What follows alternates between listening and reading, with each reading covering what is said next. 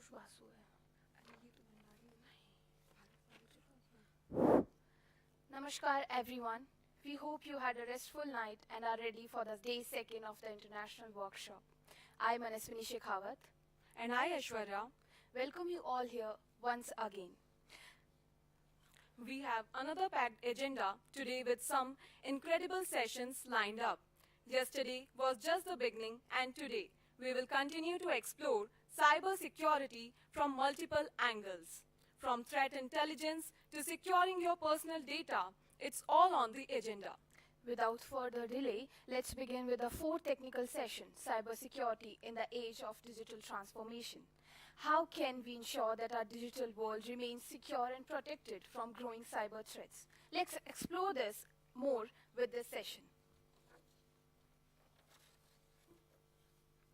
It is our pleasure to introduce Professor Dr. Paritosh C. Basu, a distinguished thought leader in the digital realm. As a renowned digital gospeller and author, Professor Basu has made significant contributions to the field of digital transformation. Currently serving as Senior Director at Stratgility Consulting Private Limited, Professor Basu is also an esteemed adjunct faculty member at the prestigious Indian Institute of Management IIM Kozhikode. His academic credentials are further bolstered by his former role as senior professor at NMIMS University School of Business Management, Mumbai. With an illustrious corporate career spanning 35 years, Professor Basu has expertise in corporate finance, strategic planning, risk management, and IT-enabled functions. His accomplishments have been recognized with the prestigious Fellow of All India Management Association FEMA Award in June 2021. Notably, Professor Basu has been ranked among the top 50 blockchain influencers in India, a testament to his thought leadership in the field. Please join me in extending a warm welcome to Professor Basu, who will be joining us via video conferencing. Hello. Good morning, sir. I'm Professor Komal Odich, Dean, School of Law. I warmly welcome you and thank you so much, sir. Totally indebted to you for taking out time for us. And we are looking forward to your session.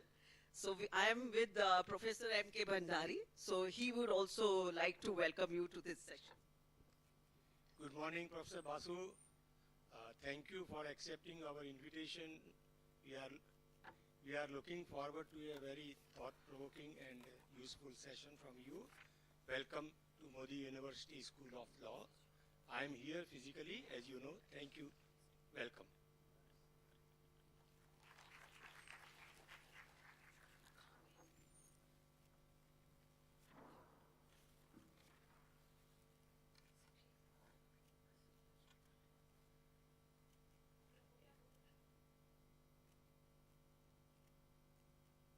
Can you hear me? Am I audible?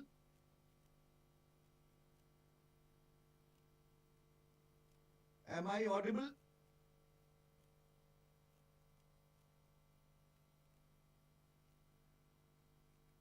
Professor Bhandari, can you hear me?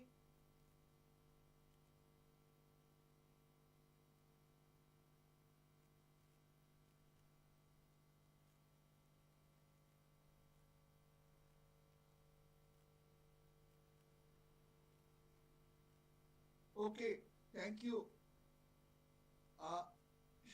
Do I have the right to present?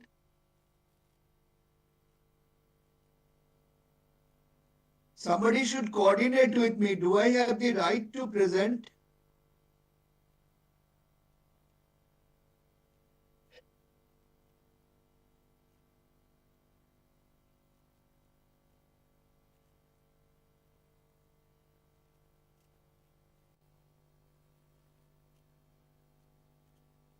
Can you see my presentation? Is it visible?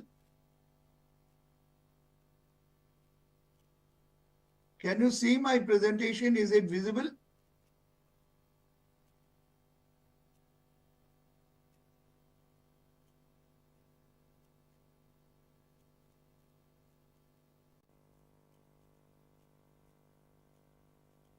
Okay.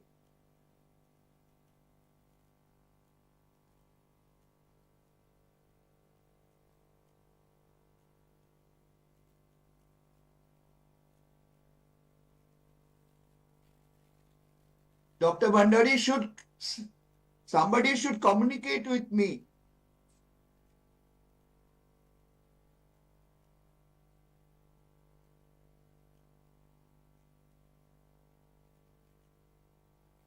Okay, thank you. Good morning to all of you, Revered Dr. Bhandari, Revered Dean of the School of Law, Modi University of Science and Technology, my dear students, ladies and gentlemen. I'm indeed thankful to all of you, particularly Dr. Bhandari and Dean of your law school, for inviting me to share my thoughts in this webinar. And my topic of the morning is cybersecurity in the age of digital transformation. Just to a couple of things to my introduction.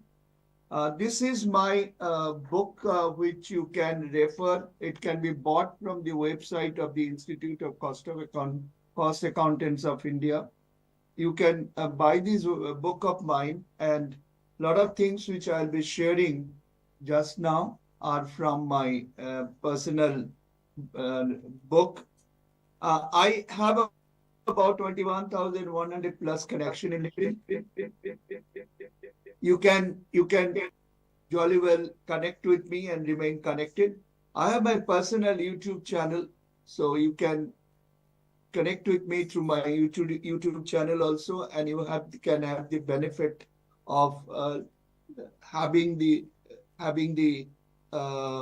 sessions of mine in various other programs, events, etc. So I now proceed. I'll quickly share with you what will be the flow of my discussion. Imperatives of digital transformation and solution designing, that I'll be speaking fast. Then I'll take up security conscious steps for digital transformation. Then we'll come to the heart of this presentation, weaponization of technologies by cyber criminals and risk minimization, and the cybersecurity 2025 research-based conclusions of Gartner. If time permits, I'll be working on humanization of digital transformation, but hopefully that may not be possible today. Now let me proceed with the presentation. In the morning of every day, when Dr. Bhandari used to be my colleague and present at NMIMS University, he used to share with us one pearl of wisdom. So Dr. Bhandari, I will be taking your steps to start with. I'll share with two pearl of wisdom. I really don't know who have written this, but they are very useful for this session. Defending your business is a dynamic strategic activity in the present Industry 4.0 era. So when we say defending your business activity, we really means our business activities are these days conducted through cyberspace. So essentially we have to make our entire IT system, that is information and communication technology systems, and our digital technology oriented systems safe and secure. That is our dynamic strategic activity. The next pearl of wisdom is the evolution of security from defenses to differentiator drives the urgency to accelerate digital transformation. I repeat, the evaluation of security from defense to differentiator drives the urgency to accelerate digital transformation. So one thing is taken for granted, that there will be cyber criminals who will be there in the system, and we have to live with them. They will be invisible to us, but we have to fight with those invisible enemies. So if we have to make our systems and processes a differentiating one in competitive advantage with our competitors, then definitely there has to be a cybersecurity system which should be a differentiator of our digital transformation system. So the differentiator of digital transformation system and dynamic strategy, particularly in the context of cybersecurity, is fundamentally very, very important in the context of digital transformation and cybersecurity. Since it's a program of law students, I'm taking liberty to share with you the United Nations proclamation in 1948 about the guiding principles of human rights.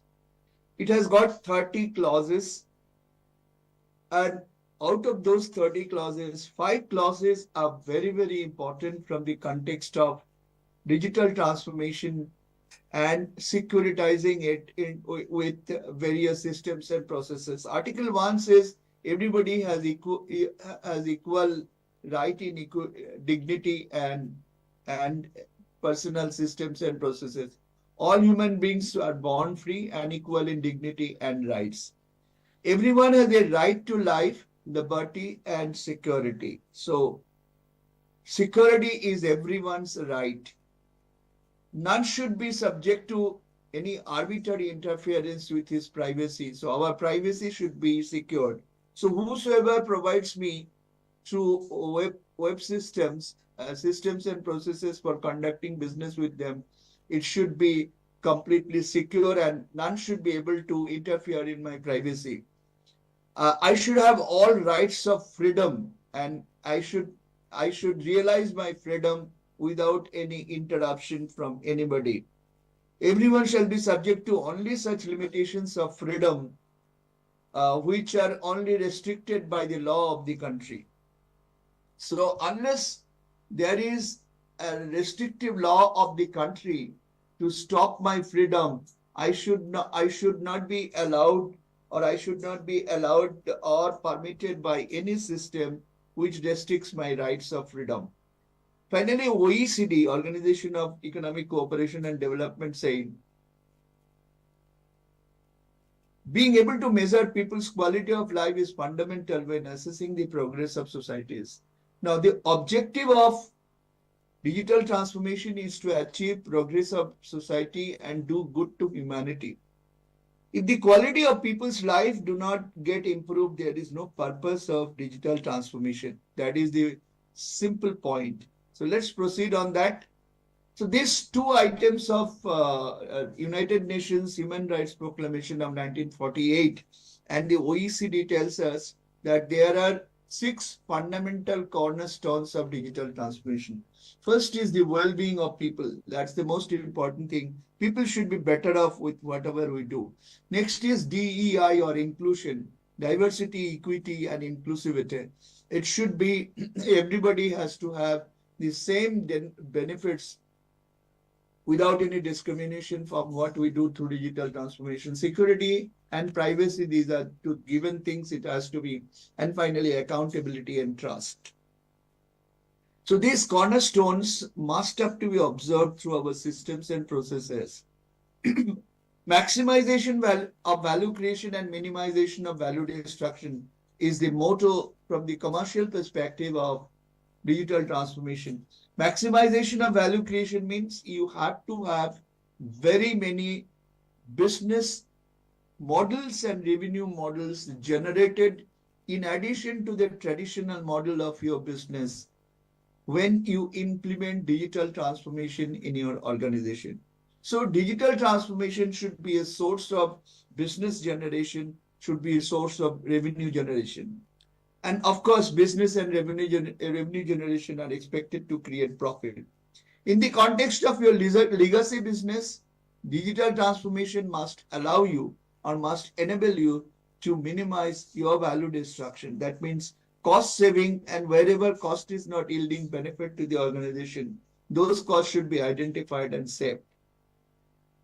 Now, let me share with you a recent survey by iScore on what are the top 5 trends of digital transformation. There are two measures here. One is the top 5 global trends, and next is the emerging global trends. That means trends which are emerging. The most important trend which is increasing is rising influence of consumerization. Consumerization and consumers' expectations are driving digital transformation. Whereas emergence of digital only as the only channel, that means people have stopped working on brick and mortar model, and digital only is the becoming the emerging trend. So about 99%, 89% of our business is either completely digitalized or is expected to be digitalized, and 71% are being digitalized because customers' expectations are becoming towards digitalization and digital transformation. Next is 62% of the digital transformation trends is evolution of security from defense to differentiator. This is the most important topic, and I commend the organizers for deciding the theme for this particular session as digital transformation and cybersecurity, because cybersecurity is now a differentiator of digital transformation. People will be going to your systems and processes through the Web3 or World Wide Web only when cybersecurity is assured. 51% of the top global trends is relentless regulatory demands. Regulators are becoming very conscious, and rightly so, and becoming very hard on organizations to demand various security measures from organizations who are working and doing business to digitally transform systems and processes. So this is a global trend. The next global trend is restructuring of industry business models. I was telling you just about a minute back that unless the digital transformation change my business model and revenue model, I'm not in a position to generate business, because 71% of the consumers, 71% of the consumers are looking for digital transformation trends. Okay, so if that be so, I have to have I must have systems and processes which are digitally transformed. So in that context, most important point here is I have to restructure our business and process. Next 25% is talking about economic and geopolitical uncertainty.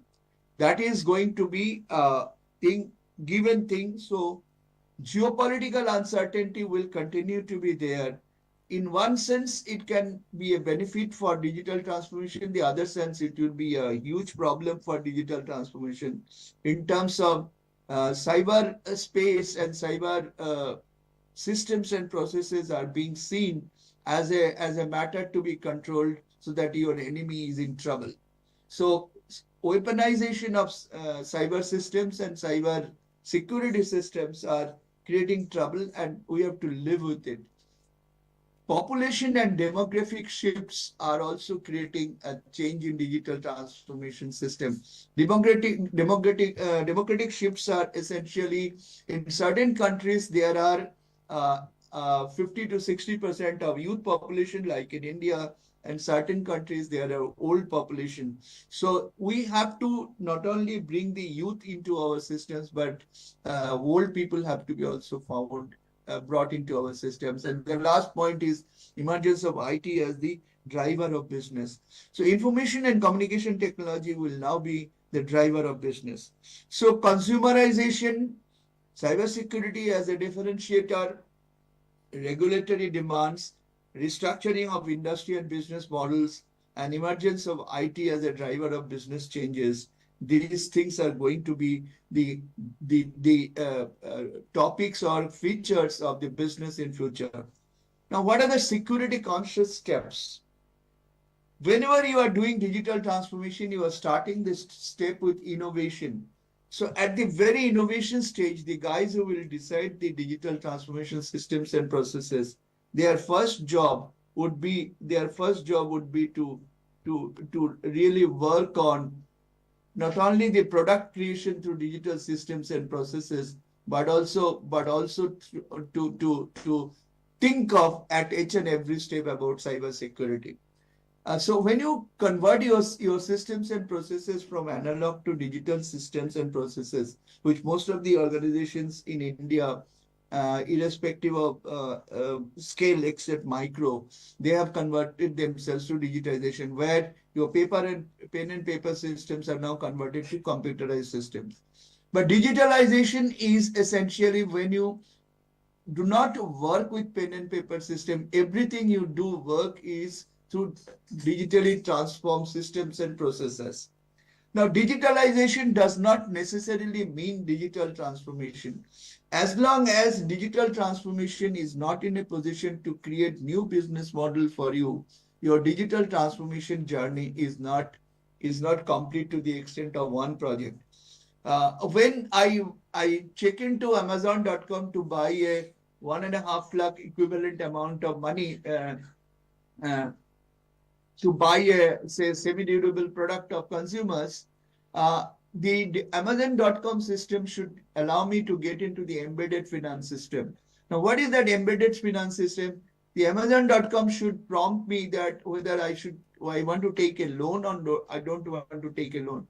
If I say I want to take a loan, I should be shifted to a banking site, and the bank will be able to offer me a loan system or sanction of loan within 5 minutes, or not even 3 to 4 minutes, which are possible. Time permitting, I would have explained this. I've explained in many of my personal YouTube channel videos, and which are there for various conferences, etc.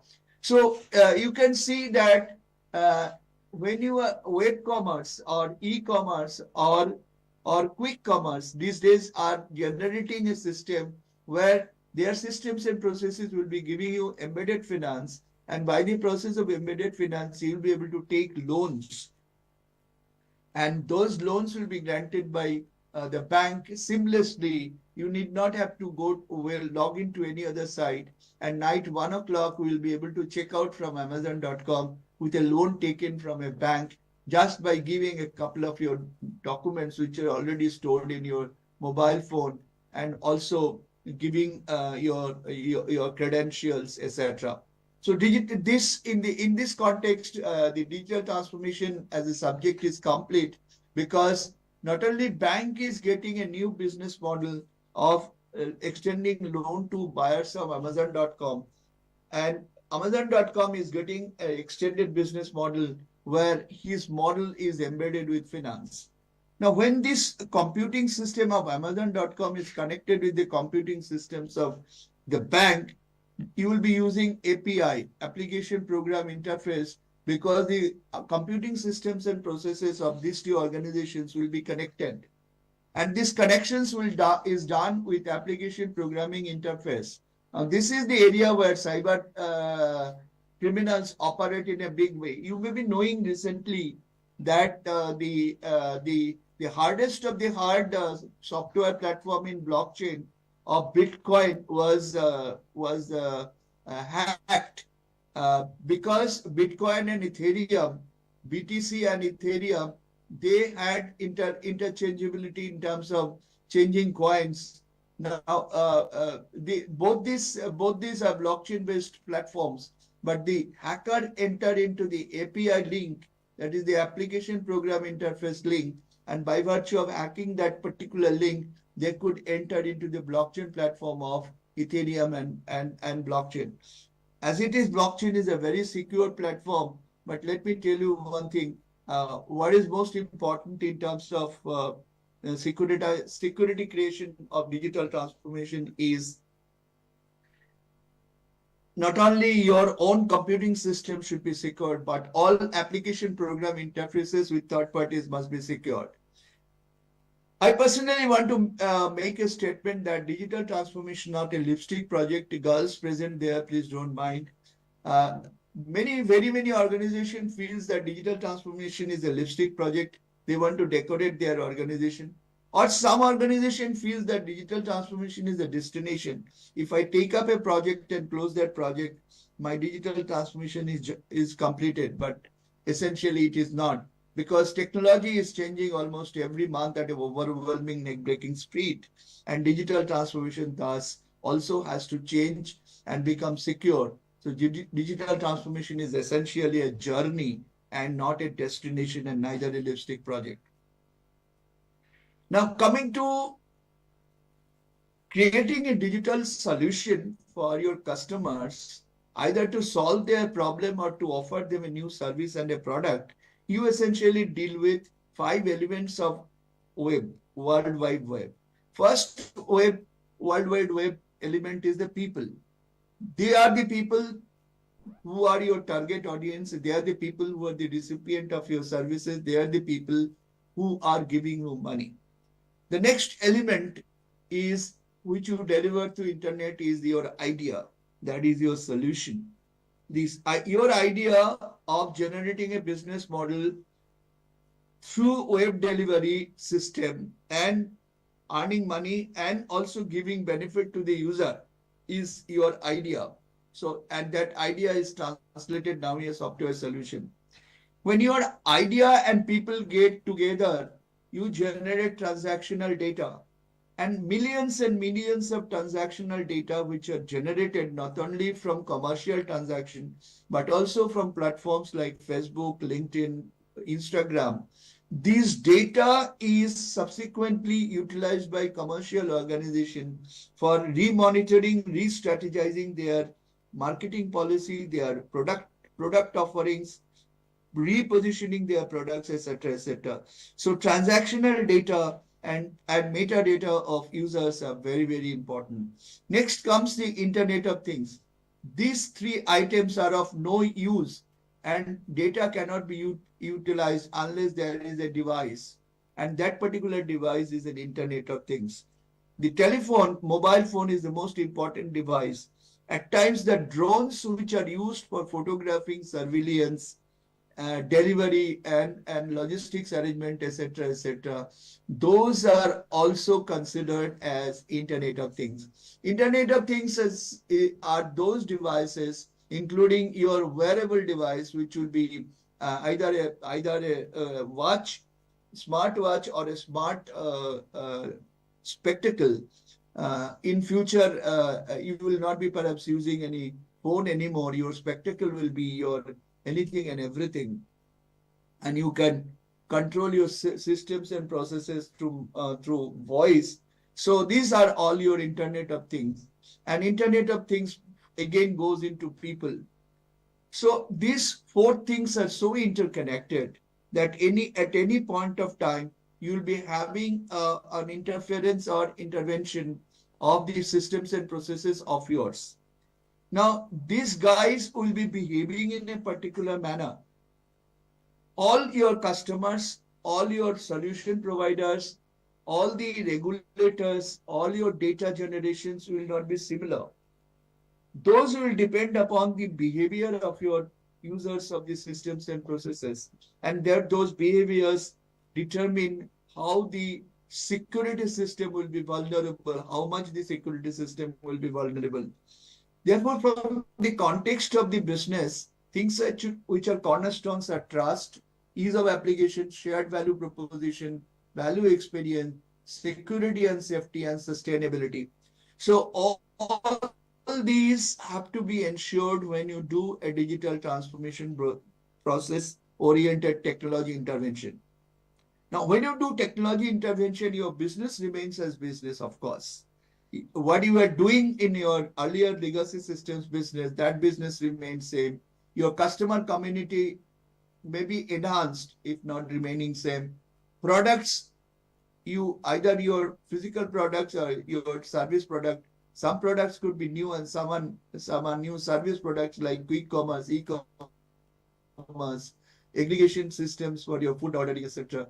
Of course, teamwork will be remaining. Promotion will be remaining for marketing. Continuous development will be remaining. You'll be having a budgetary control system for tracking your performance, and you'll be continuously doing data analysis. All these elements are to be brought under a very agile strategy and a very dynamic strategy. And in my initial comment I made in the Pearl of Wisdom, the strategy is now extending to also cybersecurity strategy. And cybersecurity strategy will be the differentiator of your success of your entire internet system.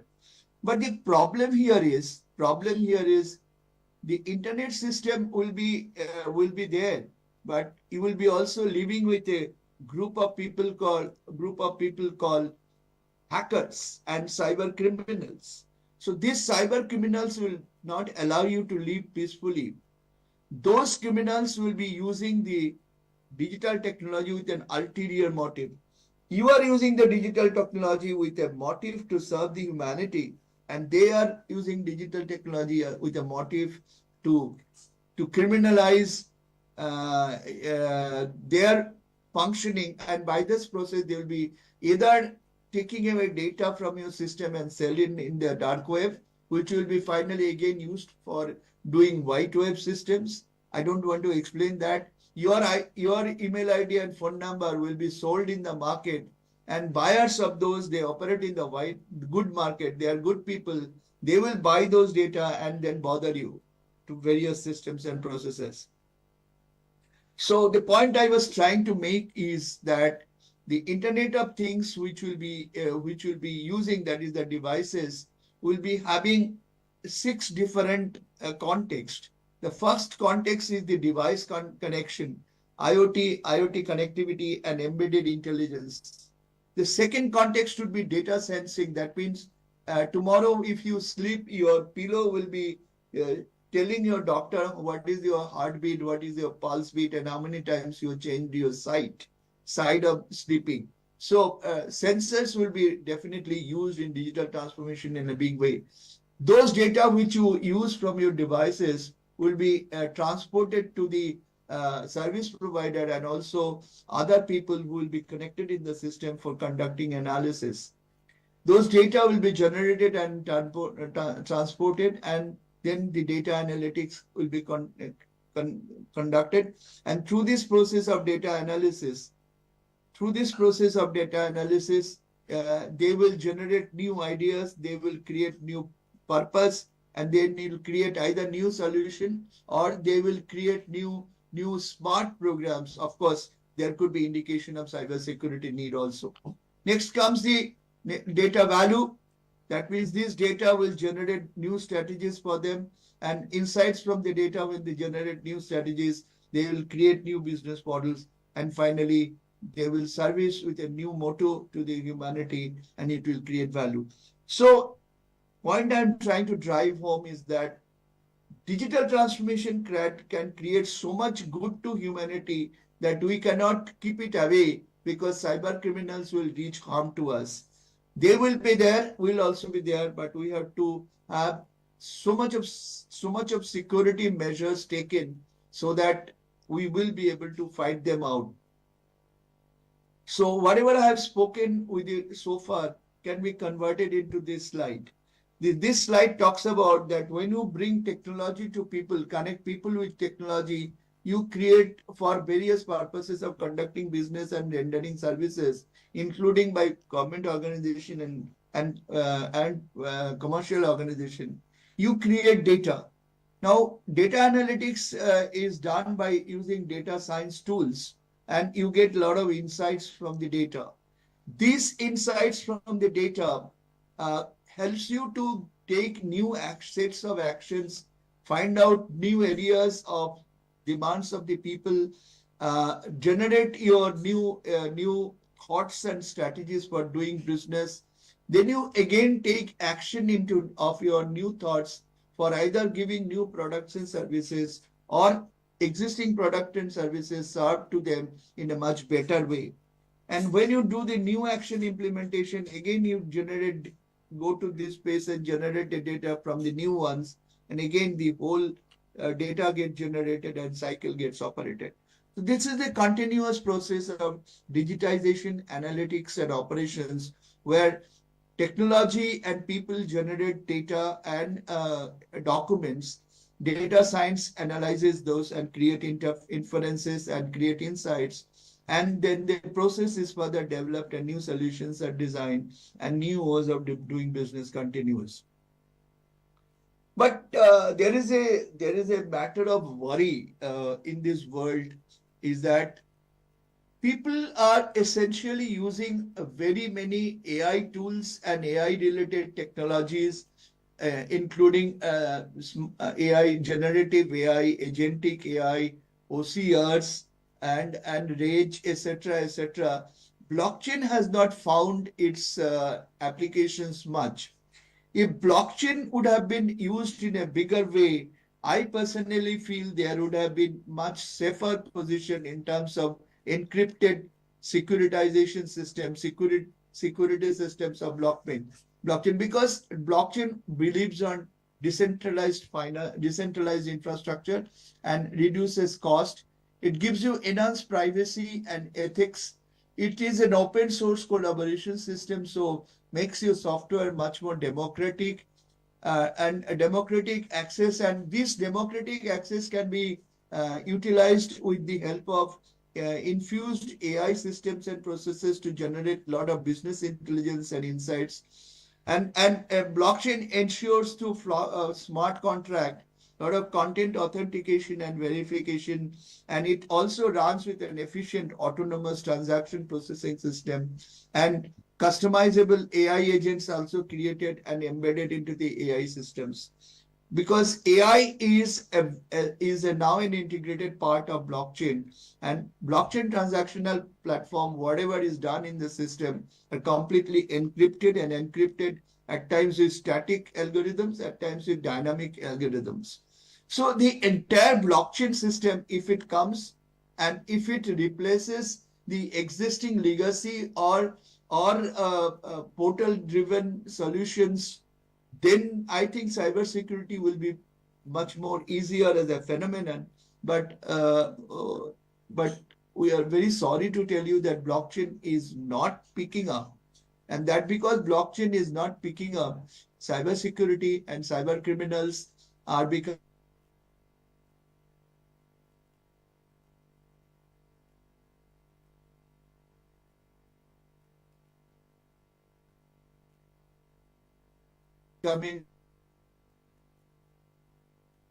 whatever you do, you cannot do immediately. So you have to have a differentiation of your entire work plan into immediate, short term, and near future. That is 3 to 5 years. This is 1 to 2 years, and this is immediate. That means within 3 to 6 months time.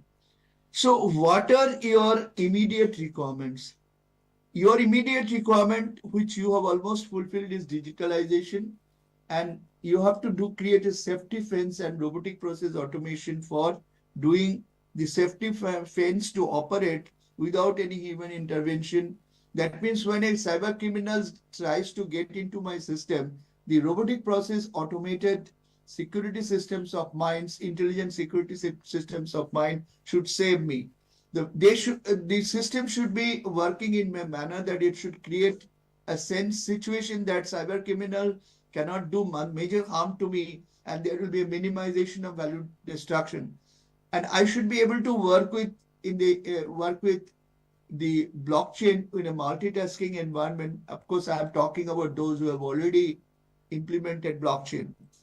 In a short term, we should not be getting into ERM, Enterprise Risk Management System. Enterprise Risk Management System should be replaced by REPM, Risk Enabled Performance Management System. That's what I was saying, that at the very point of innovation, when you are thinking of the design of your solution, you should make it risk enabled. You should anticipate all risk and enable your systems in a manner that the system itself can fight it out. Next task is proposition for value creation. Here you are doing from value creation from all your legacy system. Now you are in short term, that means 1 to 2 years term, you are generating new business model, and the new business model should be equally secured. Surplus for capital assets creation. That means you will be spending a lot of money in terms of capex for one-time initial investment, but you should be also ensuring in short term. Here you may not be able to, because here you are busy in securing your systems. But here, since you are creating new business model, that should generate some surplus for you. In the long term, that means near future, that is 3 to 5 years, because in 3 to 5 years, technology will change in a very big way. You should be talking about sustainable digital transformation for new business and revenue models. That means whatever revenue and business models you have created, that should be continued with sustainable prosperity. That should not be a very short-term phenomenon. That means your business model should be such that it should serve you for long. I have now taken 35 minutes, and I'll take another 25 minutes to finish my presentation as requested by Dr. Bhandari, and then we can definitely go for Q&A. I will request students and participants to kindly put their questions in the chat box, so that one of the organizers can prompt to me the questions and I can answer. Strategic decision for sustainable prosperity. Here, sustainable prosperity also means safe and secure prosperity.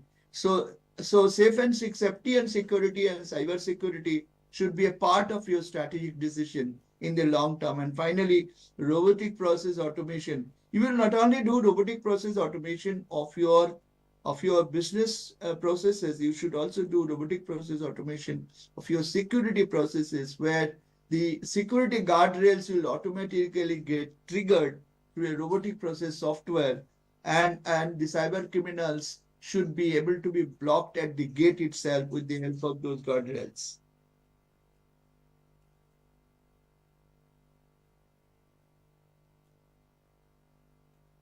The most important thing to start with as per cybersecurity, which should be a part of your digital transformation and should not be considered as a digital transformation with cybersecurity, it should be without cybersecurity, digital transformation should be conducted by any organization maintaining the entire ethics. And this ethics should be ethics of physical domain, that is techno-ethics, governance domain, trust and safety domain of the computer ethics, information ethics of information and communication technology, and cognitive domains of artificial intelligence security. So artificial intelligence related ethics, computer technology related ethics, and information and web, that is telecommunication engineering related ethics. These three domains of ethics of information domain, physical domain, and cognitive domain, these three domains, they should interact in a manner that it creates your robotic machine ethics, it creates your computer ethics of ICT systems, and it creates your computational ethics. It is talking about the ethics of software creation. So physical domain ethics, information domain ethics, cognitive domain ethics should generate a new set of ethics, which is robotic ethics, computer ethics, and ICT system ethics, and finally computational ethics. These three ethics, when will interact with each other, it will create the governance domain ethics or digital ethics.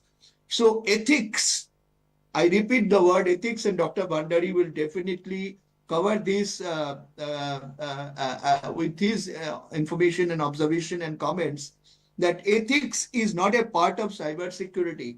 Ethics is a part of anything and everything you do at your own business level. So some people think that ethics, maintenance of ethics is a security measure. I say that at the very first step of yours, ethics is the most important thing. Now I will share with you very quickly 7 suggestion points of Professor Linda Hill of Harvard Business School. Professor Linda Hill has said that whatever you do, your guiding principle for digital transformation should be emotional side of your people who should be emotionally attached. You should be customer centric. That means you should create a front to back approach. Your legacy system should not be delivered through web like all the banks are doing. Their 300-year-old business is now being delivered through web. You should first think of your customer and then decide your systems and processes, like neobanks like Paytm or PhonePe, etc. are doing. So neobank is your guiding principle. Build a data-informed culture. Of course, upskilling talent, data scientists should be a part of your team. manage power dynamics that come with data. Data power gives you a lot of power, and people misutilize this power, like Google and Meta, that is Facebook. All these digital giants, they are known of misutilizing their data, their power which they gather through data. So power dynamics should not make you a corrupted kind of business person. Designed for inclusive and agile problem solving. I was telling you DEI at the very beginning of this presentation. Diversity, equity, and inclusivity. That should be your agile problem solving technique. Design an outside in collaborative ecosystem. That means in today's world, you alone cannot solve a problem, or you alone cannot deliver a solution. I was giving you the example of Amazon.com collaborating with a bank for giving embedded finance. So collaborative ecosystem is very important. There comes the API issue, that is application programming interface, which is a vulnerable area of digital security. Safeguard ethics and proactively approach governance compliance. As you have seen from the emerging trend, governance has become 61% as an issue in terms of emerging 10. So you should maintain that. In the process, you should not forget the digital refugees. Who are the digital refugees? Digital refugees are those people who avoid digital tools because they view those as unsettling and scary. That means generally aged people, but illiterate people or people in the village, they are digital refugees. Mid-age people are generally digital migrants. They were digital refugees, but they have now made themselves digital savvy. And of course, your digital natives are those who are the new generation people. So whenever you do digital transformation, you should be thinking of all these three groups of people and then create your systems and processes. That's vitally very, very important.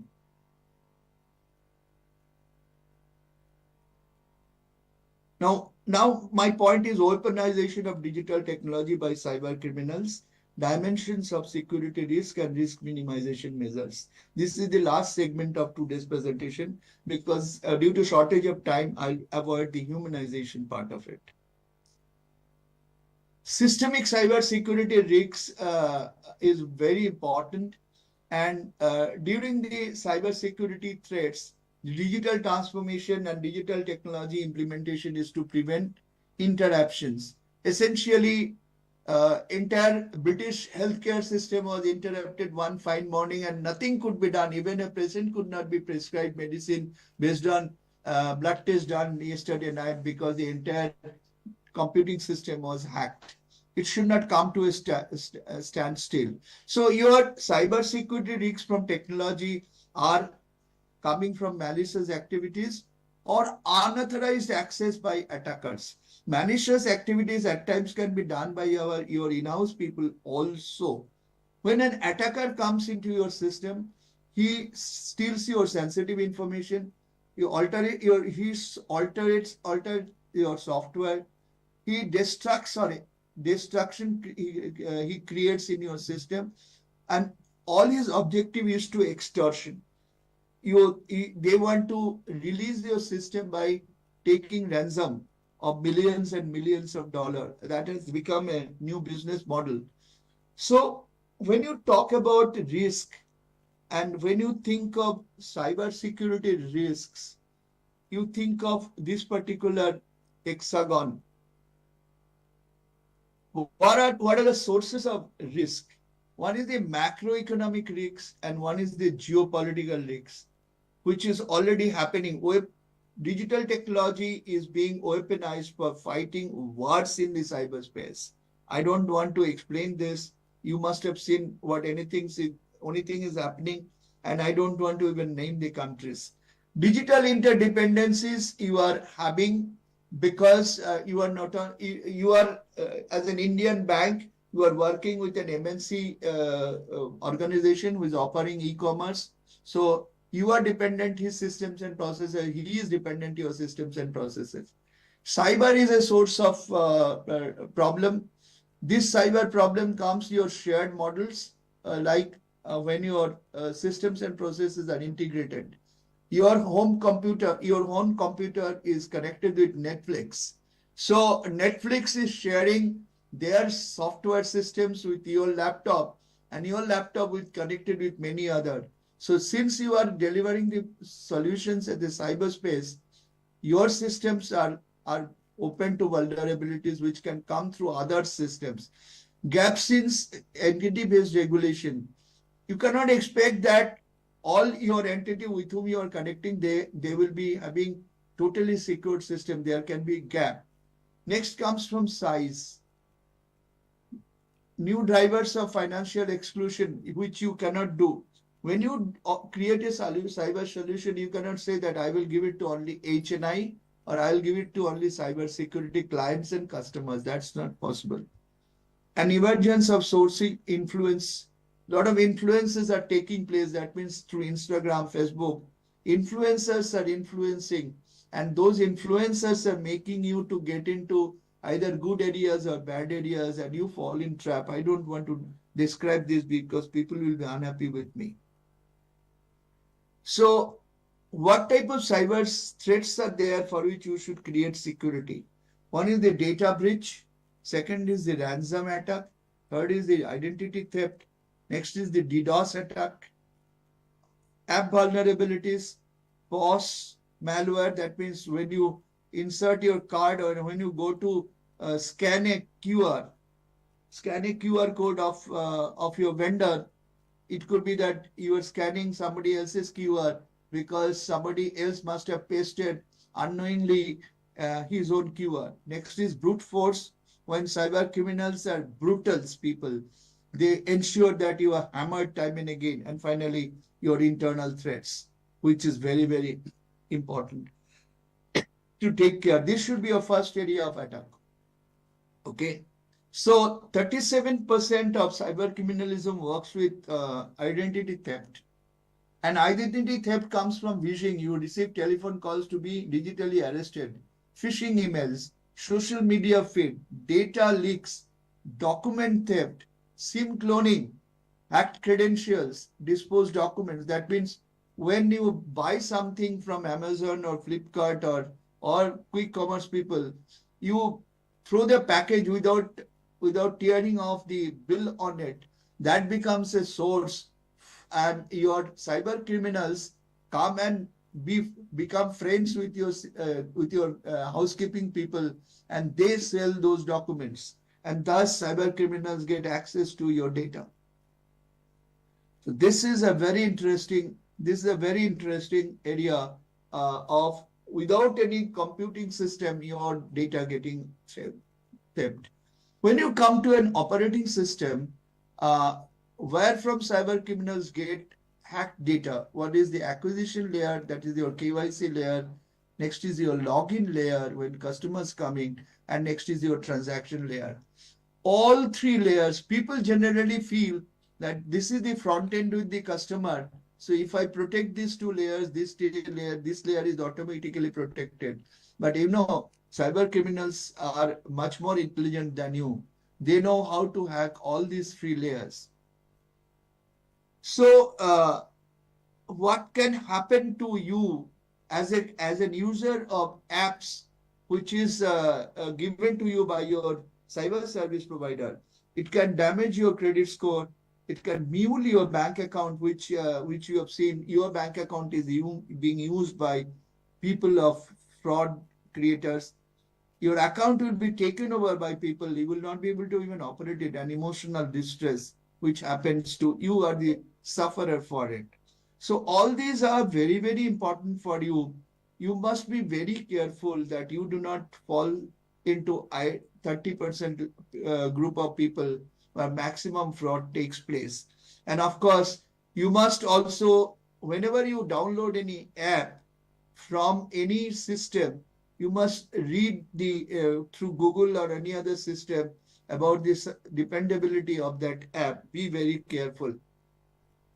Now let me acquaint you with your hackers. Who are your hackers? Who hack your systems, computing systems, etc., or any other system? Your first hacker is the black hat hacker. They are the most dangerous people. They are the number one cyber criminals. Next is white hat ethical hackers. These ethical hackers are the people who should be your internal audit department. Whenever you do start any new systems and process using digital transformation, you should get it hacked. And it should not be hacked at once. It should be hacked at all stages of solution development, point number one. Whenever you do any maintenance change in your systems and processes, or use any master data or metadata, at that stage also hacking should be done. In addition to every 3 month hacking. So your white hat ethical hackers are essentially your employees or your consultants. Next is gray hat hackers. Gray hat hackers, not malicious but not always ethical. These hackers are generally very interesting people. They अपने शौक से hacking करता है. That means they think that let me try and see whether I can hack.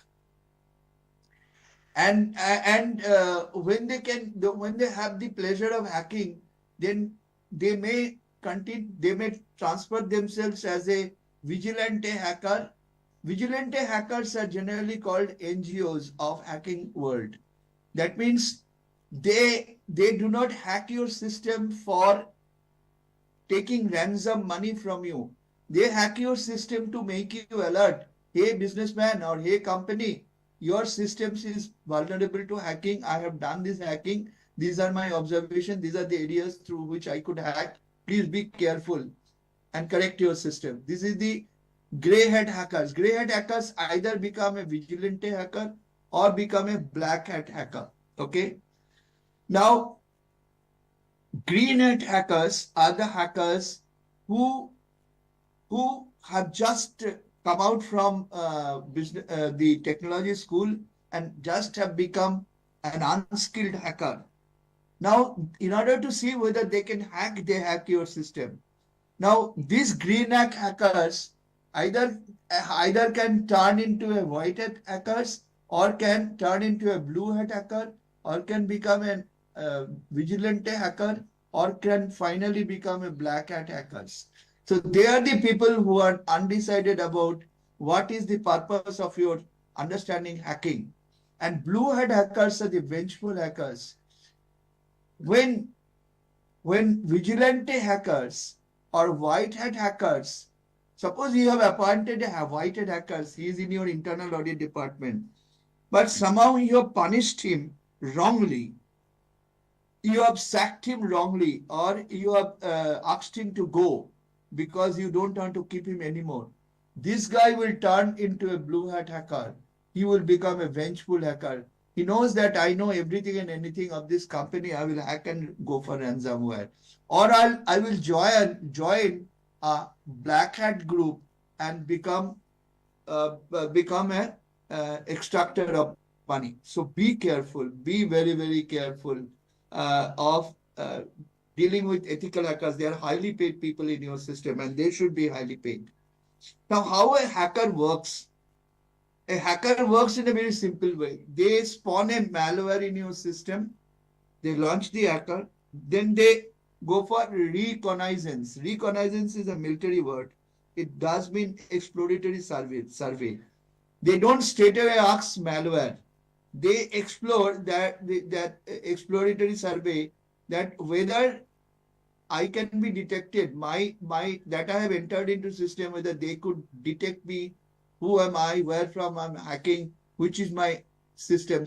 That means they not only get into the systems and processes that know where they should finally hack and where they should finally block their system, which give them maximum money. That is one thing they explore, according to gradation of the importance of the systems and processes to the organization in terms of earning money and their conducting business. And second is detection, whether I can be detected. So they do the exploratory. Then they go to scanning and scrutinizing.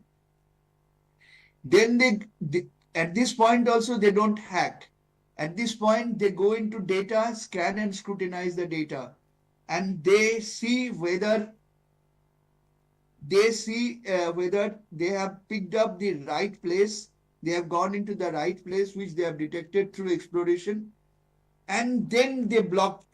After the scanning and scrutinizing is done, they block. So you have understood the hackers. Of course, I have not explained to you in greater detail, but this black hat, they are the friends people, they are your NGO people, they are the newly earned hacker, they are the blue hackers which turned from white to blue because of you have you have punished them in some way or the other, and these are the gray hat hackers who are undecided group of people. And these hackers function by launching the attack by understanding our systems and processes through exploration, then scrutinizing the data, and finally blocking our system from ransomware. Okay, so be careful of your hackers. You should know your hackers. Okay, now finally let us come another 3-4 slides. We will close. Stages of cyber weapon development. When you do cyber weapon development, what are the stages of it?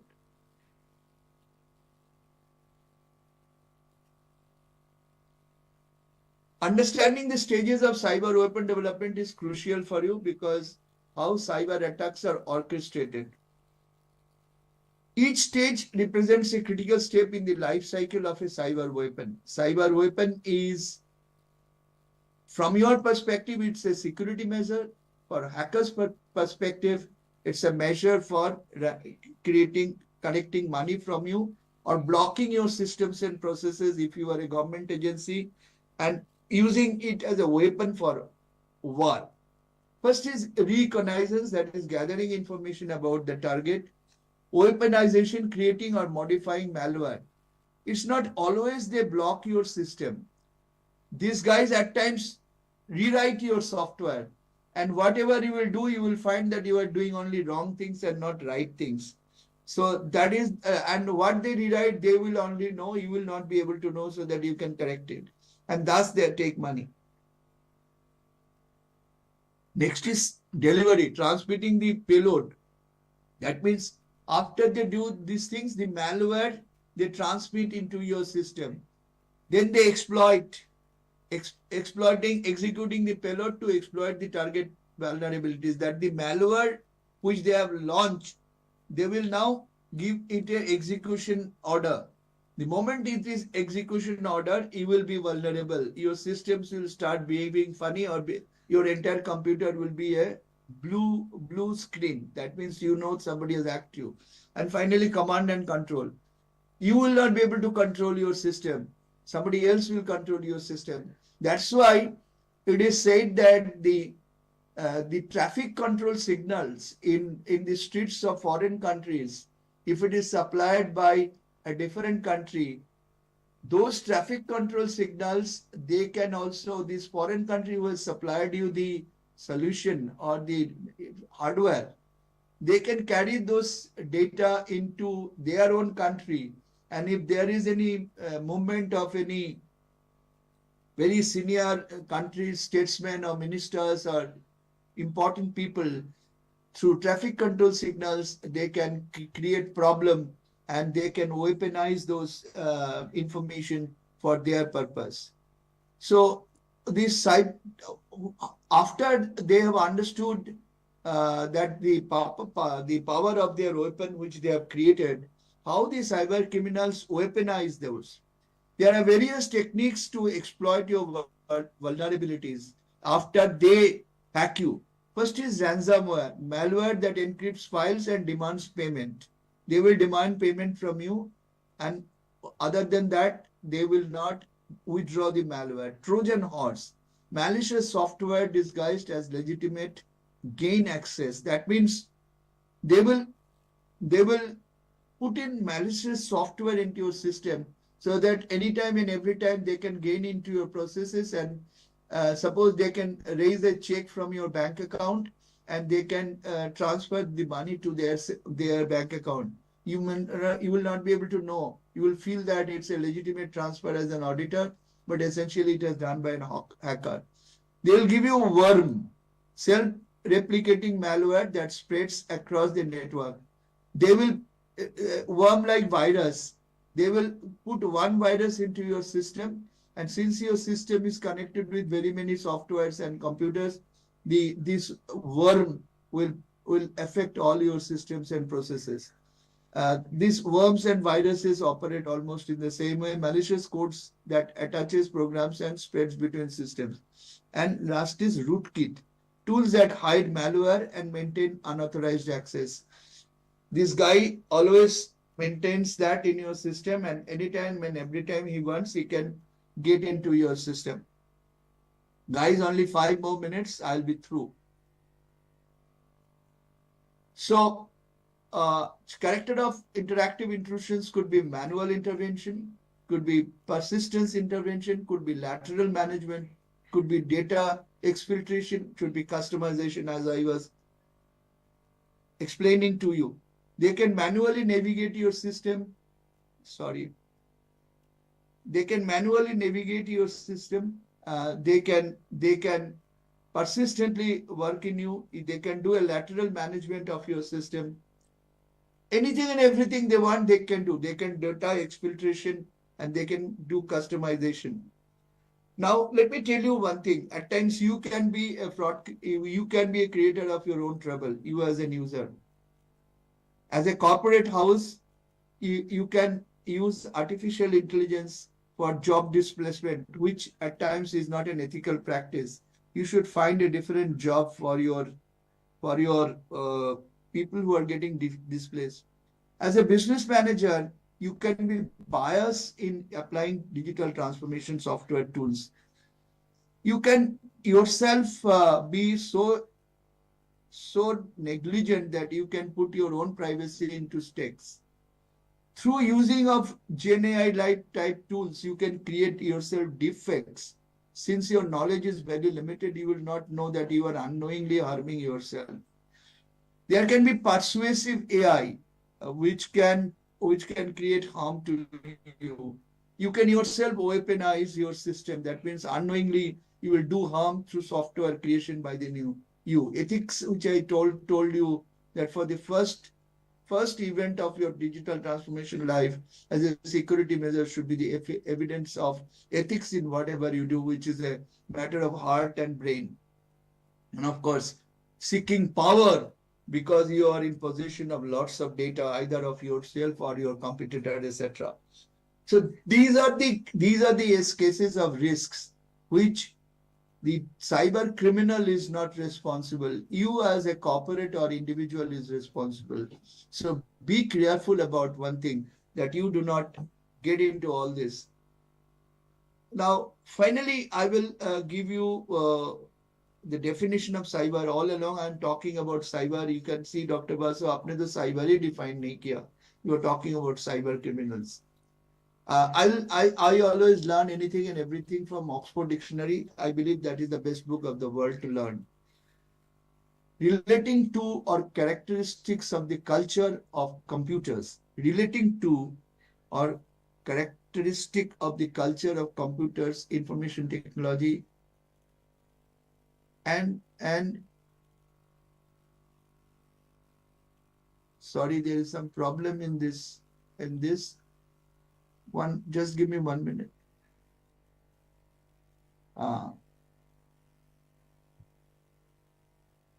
Let me define it again. Relating to or characteristics of the culture of computers, information technology, and virtual reality. So cyber relates with culture of computers, information technology, and virtual reality, that is augmented reality and virtual reality, which is a matter of metaverse. So Oxford Dictionary tells you that anything which relates to the characteristics of culture of computers, information technology, and virtual reality is something connected with the word cyber. What is cyber security? It's a combination of people, policies, processes, and technologies. So the point I'm trying to put here is that you should have a cyber security policy like you should have a digital policy. So whenever you are defining your DG policy, you should define your cyber security policy also.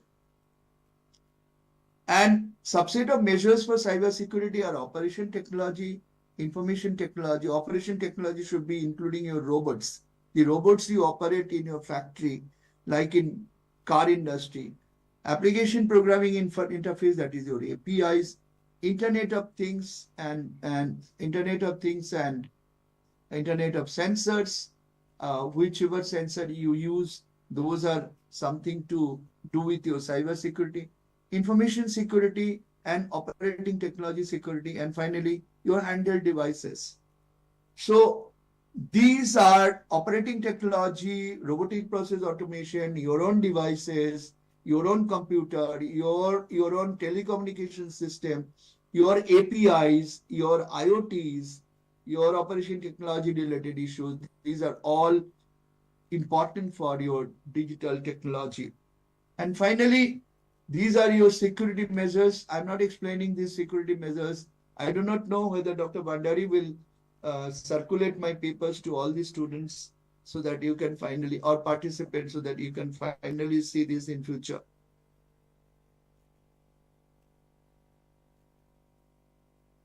I'll just take one more minute to finish. So cyber security can be organized in a couple of ways.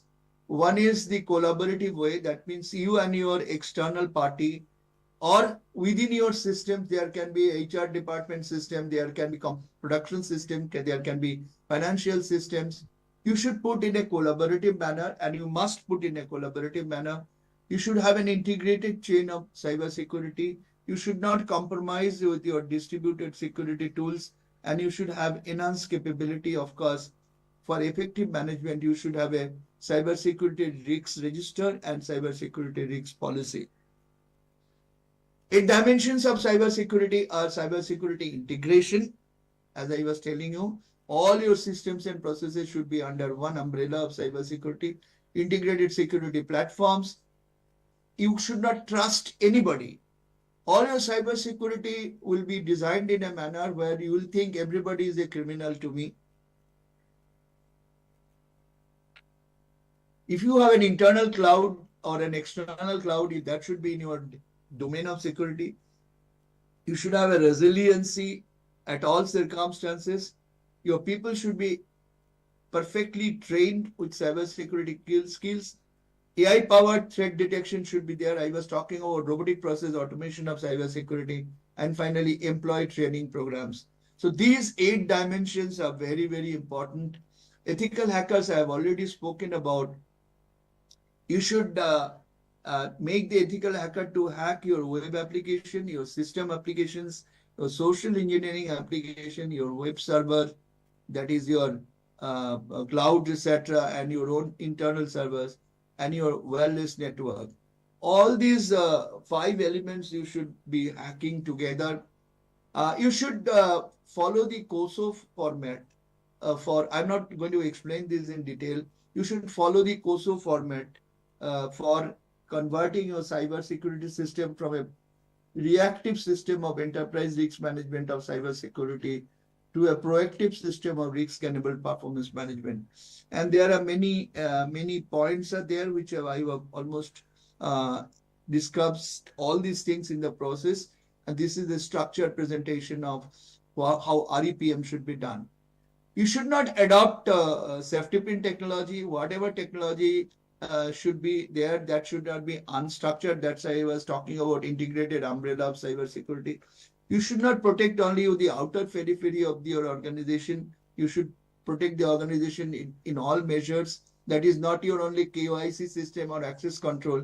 The transactional should be also system also should be controlled. And finally, you must always look for the weakest link on your systems. I have almost spoken everything. I have also blockchain I have spoken about. That blockchain should have a mesh control system and integration. In fact, I prepared my presentation originally for 2 hours as well. That is 1.5 hours. but I have to close now as requested by Dr. Bhandari. So I'll just close with Gurudev Rabindranath Tagore. Gurudev said, I slept and dreamt that life was joy. I slept and dreamt that life was joy. I awoke and saw that life was service. I acted and behold that service was joy. So service should be a joy for us. Either we are a software creator or a policy drafting guy or a legal associate of the blockchain smart contract drafting system or a legal associate of training our systems and processes guys with the legal requirements or called legal jurisprudence. I repeat the word legal jurisprudence should be given and converted to cybersecurity jurisprudence or digital transformation jurisprudence or digital technology jurisprudence. Unless digital technology jurisprudence is not there in the minds and heart of every single person, service will never be a joy in this era of digital transformation. Thank you. I'll close here and I'll open for discussions, whatever you have.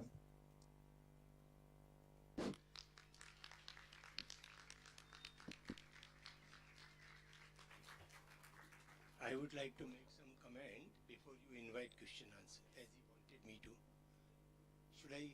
Can I? Professor Basu, am I audible?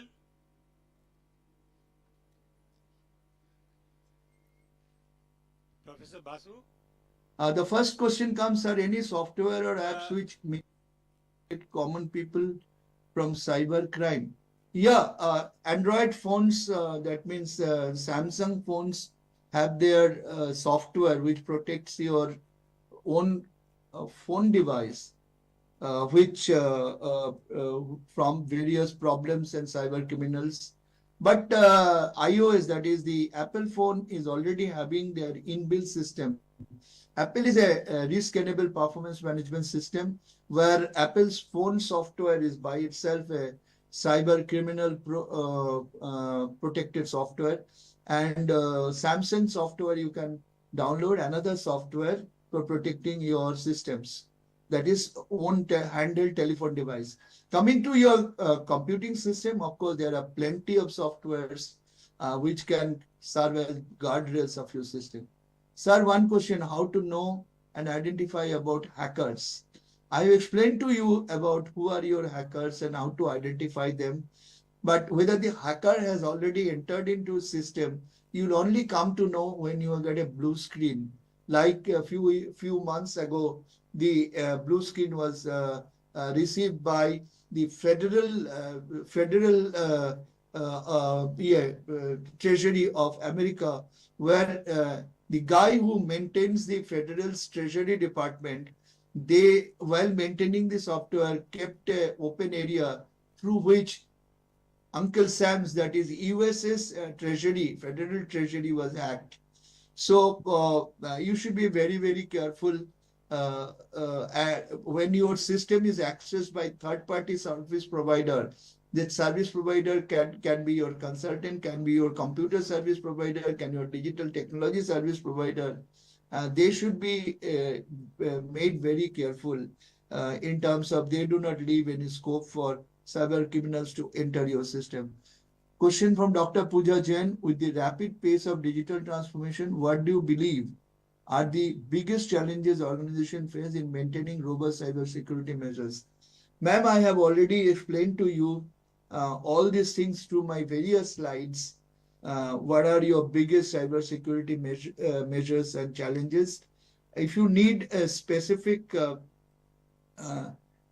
go back to my slides. This is not the time because I have to close soon my session. You can write to me. I can specifically tell you. My personal request to all of you is that please connect with me through LinkedIn, and I'll be very happy to connect with you and answer your question. Dr. Bhandari, I do not know whether there are many other questions. I'll be happy to answer. Professor Basu, am I audible now to you? Hello?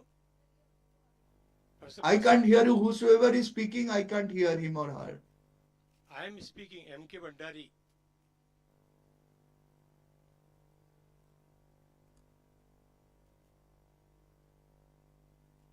Professor Basu? Earlier, at the beginning of the session, I could hear, but I cannot hear now. Yes, just let the mic system be corrected. Am I audible to you, Professor Basu?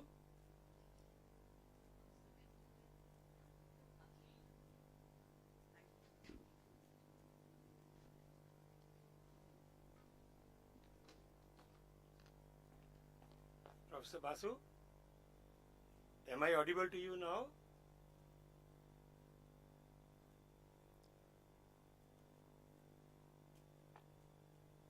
Professor Basu? Dr. Bhandari, Yes, I can't hear you. yes, I know. But you are not hearing me, so whatever I speak is Hello? Hello? I hear you now. Okay. So at the outset, on behalf of the organizers, as Galter is also one of the co-organizers, I profoundly thank you for such a comprehensive talk, full of information, full of alerts on cyber security and digital transformation.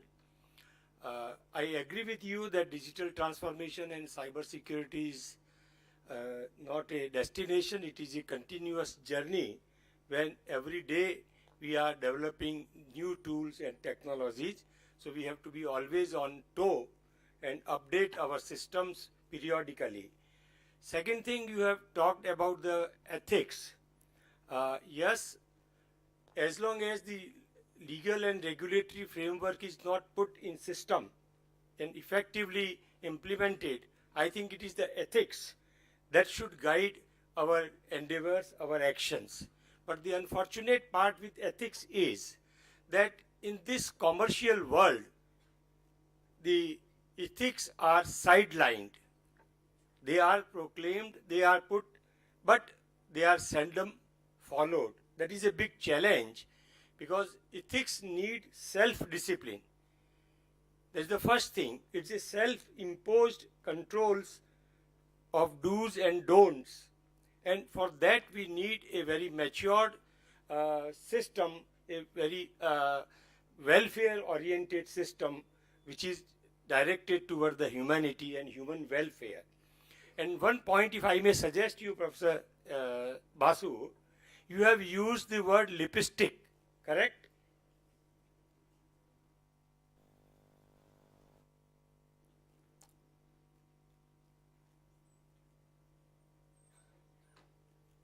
I think you have used in the initial slides, you used the word lipstick project, if I correctly understand.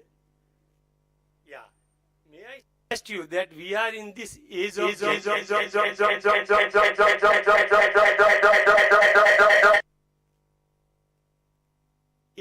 gender neutrality. So instead of lipstick, which may, because I remember a film, Lipstick Under Burqa, correct? That speaks of the woman emancipation, that a woman also has a desires and a sensitivity.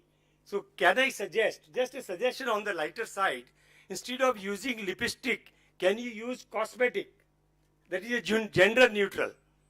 So don't be gender specific, let us be gender neutral. It's on a lighter side. I think you must have borrowed these terms from somewhere, or maybe your own creation, I don't know. So that is a suggestion. However, you have very comprehensively, in a short span of maybe 80 minutes or so, you have covered, and you have, I'm thankful that you have accommodated me for next session. As you know, I have to travel back. So thank you very much for a very comprehensive, coherent and lucid presentation. Yes, we will, please share this entire PPT to me. I will share with the Modi University and they will onward share to the participants. Thank you very much. Thank you.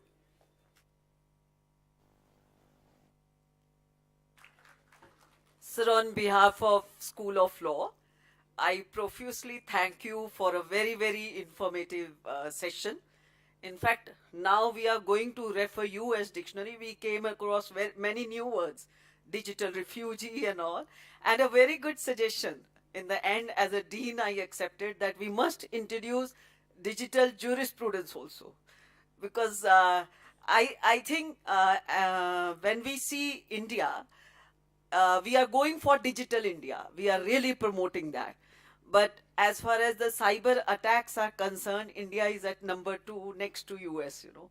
So somewhere if we have to navigate the landscape of cyber security, so we must put emphasis on enhancing the skills also for that. And there I think the law institutes can play an important role. So very good suggestions you have given. We'll try to implement that.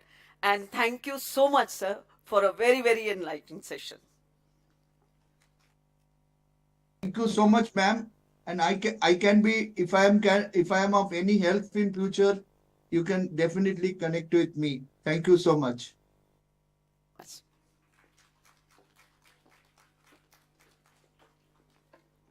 Thank you, sir, for enlightening us with your profound insights on the cybersecurity in the age of digital transformation. Your expertise has truly broadened our understanding of this critical subject. Your in-depth analysis and practical recommendations will surely guide us as we navigate the challenges of securing our digital landscape in these transformative times.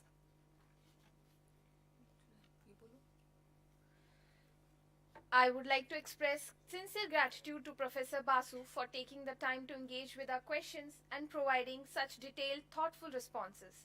It is not every day that we get the opportunity to hear from a thought leader with such vast experience in the field.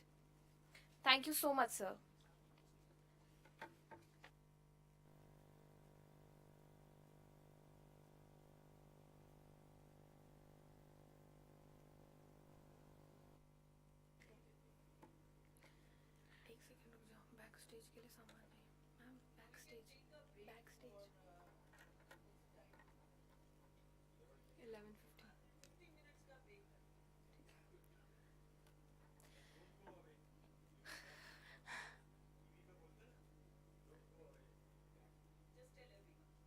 This is a 15-minute breaks. If you want to get freshen up and get ready for the second round, please.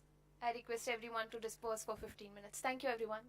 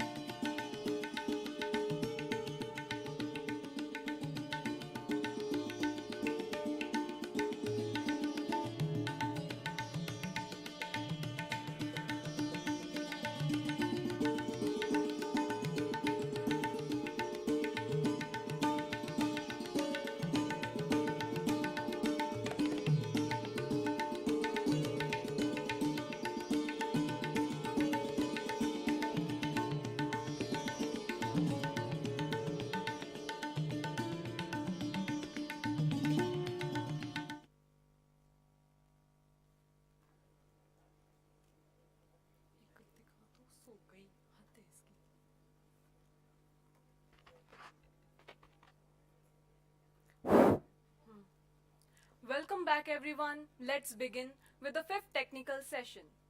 As a mark of respect and gratitude, we would like to present a token of appreciation to our esteemed guest, Professor Dr. M.K. Bhandari. Due to some circumstances, he was unable to join us in person yesterday and participated online instead. However, we feel truly blessed that he will be addressing us in person today.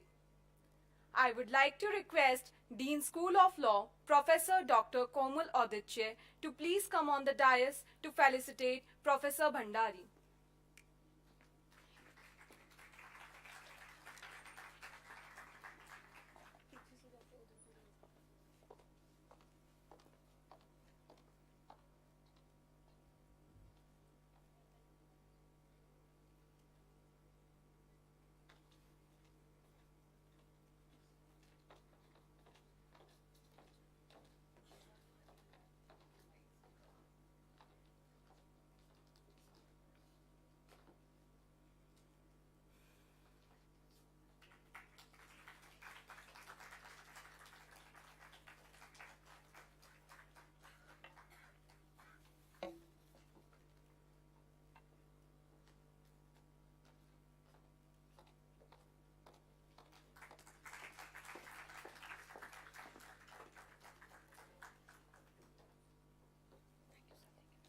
Thank you, sir. Thank you, ma'am. Moving on to fifth technical session, Digital Personal Data Protection 2023, a critical overview. Sir wants to give a token of appreciation to School of Law.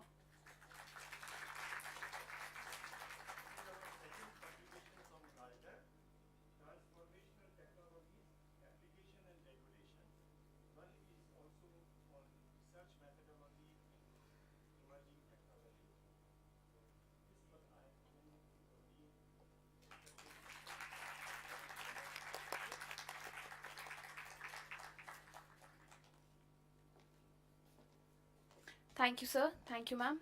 As we all know, the Digital Personal Data Protection 2023 is a critical piece of legislation that aims to protect our personal data in the digital age. Our esteemed keynote speaker for this session is Professor Dr. M.K. Bhandari, a renowned expert in cybersecurity with over 45 years of teaching experience. Professor Bhandari is the founder director of GALTER, the Global Academy of Law Tech Education and Research.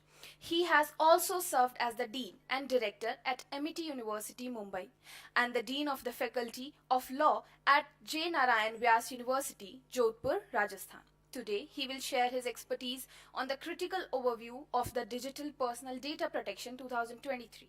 With his vast knowledge and experience, Professor Bhandari will provide us with a comprehensive overview of the Act and its implication for individuals and organizations. So without further delay, let's welcome Professor Bhandari to the stage for our last technical session.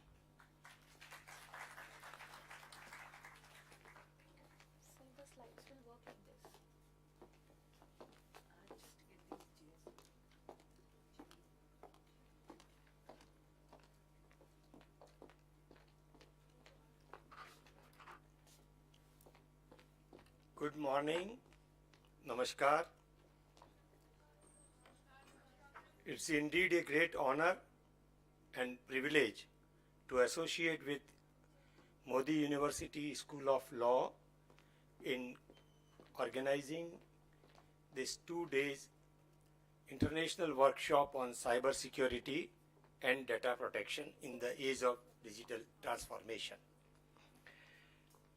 I am happy that today I could join you in person.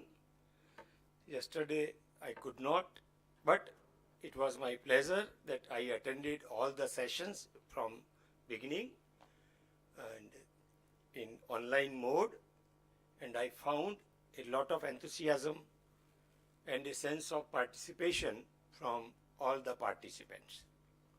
Respected Dean Madam, Professor Komal Aditya, your worthy President in absentia, all young and dynamic faculty members, and dear participants. Physical and online. There are many participants from Galter also. They are present and might be listening to me and witnessing these proceedings. Friends, yesterday I discussed about the global overview of data protection law. Since I was to catch the flight, so I could not take your questions or comments on my session. If you have on that session, you can also raise now after this session. Today I am going to tell you about the significance of data and the Indian initiative of enacting a law, very powerful law, I would say. The success of law would depend upon the effective implementation, which is now due at any time because rules have already been framed and they have been circulated by MeitY for comments. Once they are finalized after 5th of March, anytime they can be published in the official gazette and the act will become operational. Therefore, it is high time that we must all, who are stakeholders in one or other way, those who are sharing data, they are data principals, data owners, or in European law we call it data subject. Those who are collecting data are data fiduciary. The term fiduciary itself indicates that those who are collecting data are retaining the data, are keeping and using that data as trustee. Fiduciary means in trust.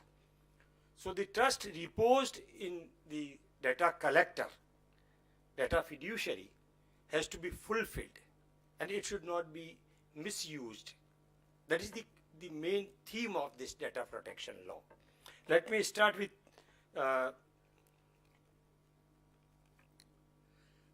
I'll show you this, I think hardly 1 minute clip. How much data, there is an explosion of data. Yesterday and today,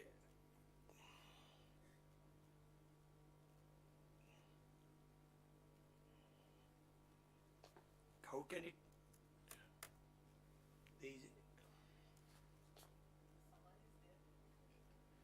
नहीं इसमें आप देखिए इसमें एक वो आएगा start करने का it's very important how much data is generated इसमें क्लिक था वो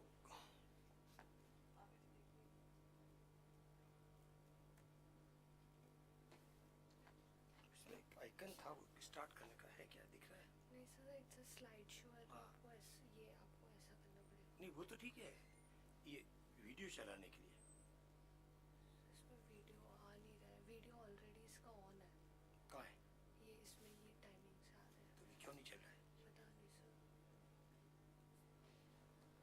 ये तो नेक्स्ट है इसमें नहीं दिख रहा है क्या सर इसकी लिंक भी ऑन इसमें इसकी पूरी स्लाइड को दिखाइए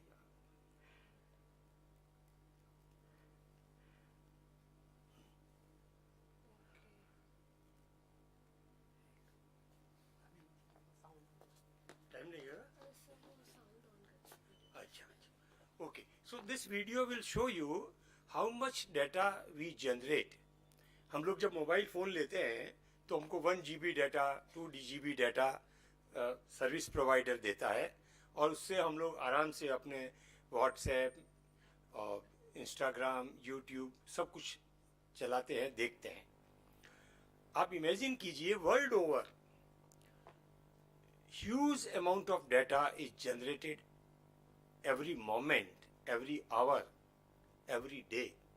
And that data is a raw material for feeding these technologies like artificial intelligence, blockchain. So it is the data that is the, I would say, in Industry 4.0, new oil. But as I said yesterday, if I remember, is a new property, digital asset. आपका और हमारा data जो है जो हम generate करते हैं on various platforms या जो कलेक्ट किया जाता है हम शेयर करते हैं on various platforms for taking some services goods other that is through help of machine learning and data analytics. That data is used for creating AI algorithms, for training these chatbots, for training these generative AI apps like Pilot or Gemini or new one, DeepSeek, Grok, you name all these. How do they run? How do they respond to our queries? What we call them prompt. Because the already data is there and through data analytics, they immediately create the response as you ask for. So in all, the data, क्या भी चला पाएंगे आप?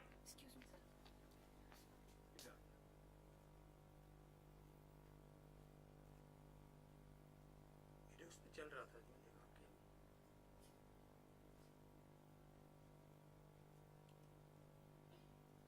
How much digital data has been created so far in the world?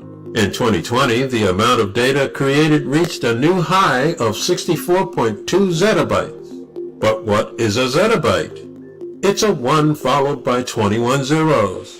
The internet has grown so much that it can no longer be counted in gigabytes, nor in terabytes, not even in petabytes. Even exabytes fall short of measuring the size of the internet. And now you know. So now you can imagine this just a short clip, how much data we generate, and perhaps we are not able to quantify that data. We understand megabyte or gigabyte, but the way in which the terabyte and petabyte and all these things. So that is the importance of data. Now when this kind of huge amount of data is created, generated, transferred, shared, used, then the next question is, what is the security? What is the safety of that data? Can it be allowed to be freely transferred or shared? And the big companies, they make money out of that through our data which we share on various fora. These companies, they train their LLM, that is large language models, and develop the AI tools or metaverse system. What is the safety, security of the data? Of course, data plays a significant role. Economic impact, social impact, job creation, challenges and future prospects. All these e-commerce companies, they collect data, they ask us to share their data for service or goods, delivery of services or goods. They are giants like Amazon. And social impact. On social media, we share a lot of data voluntarily. Sometimes we forward those contents. Yesterday, Advocate Nishit Dixit also made us aware that there is no data privacy. There is no cyber security. All these terms are only effective unless you are properly equipped with counter cyber attack systems, or you are aware how and when to use, what to share. Jobs, when you go for interview to any institution, they have all your data with them. Where you were serving last, why did you leave that organization, what is your past record, every data is available. So that helps in job creation and job. Now with this new act, DPDP Act, about which we are now discussing, every company, every data fiduciary will have to keep, especially the big, large data fiduciary, will have to appoint data protection officer who will manage the consent of the person's data principal, who will ensure that data security is not breached, timely audit Just now, Professor Basu told that there are different kinds of hackers.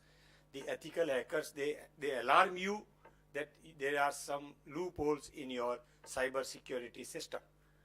So those exercises, that data audit has to be done so that you keep your organization free from hacking, free from a data breachage.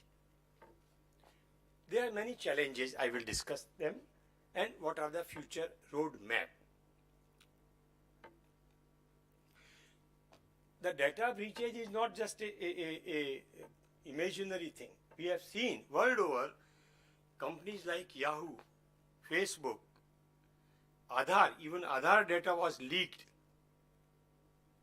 LinkedIn, Uber, one of the mobility service provider throughout the world, Abode, they have been found guilty of data breaches.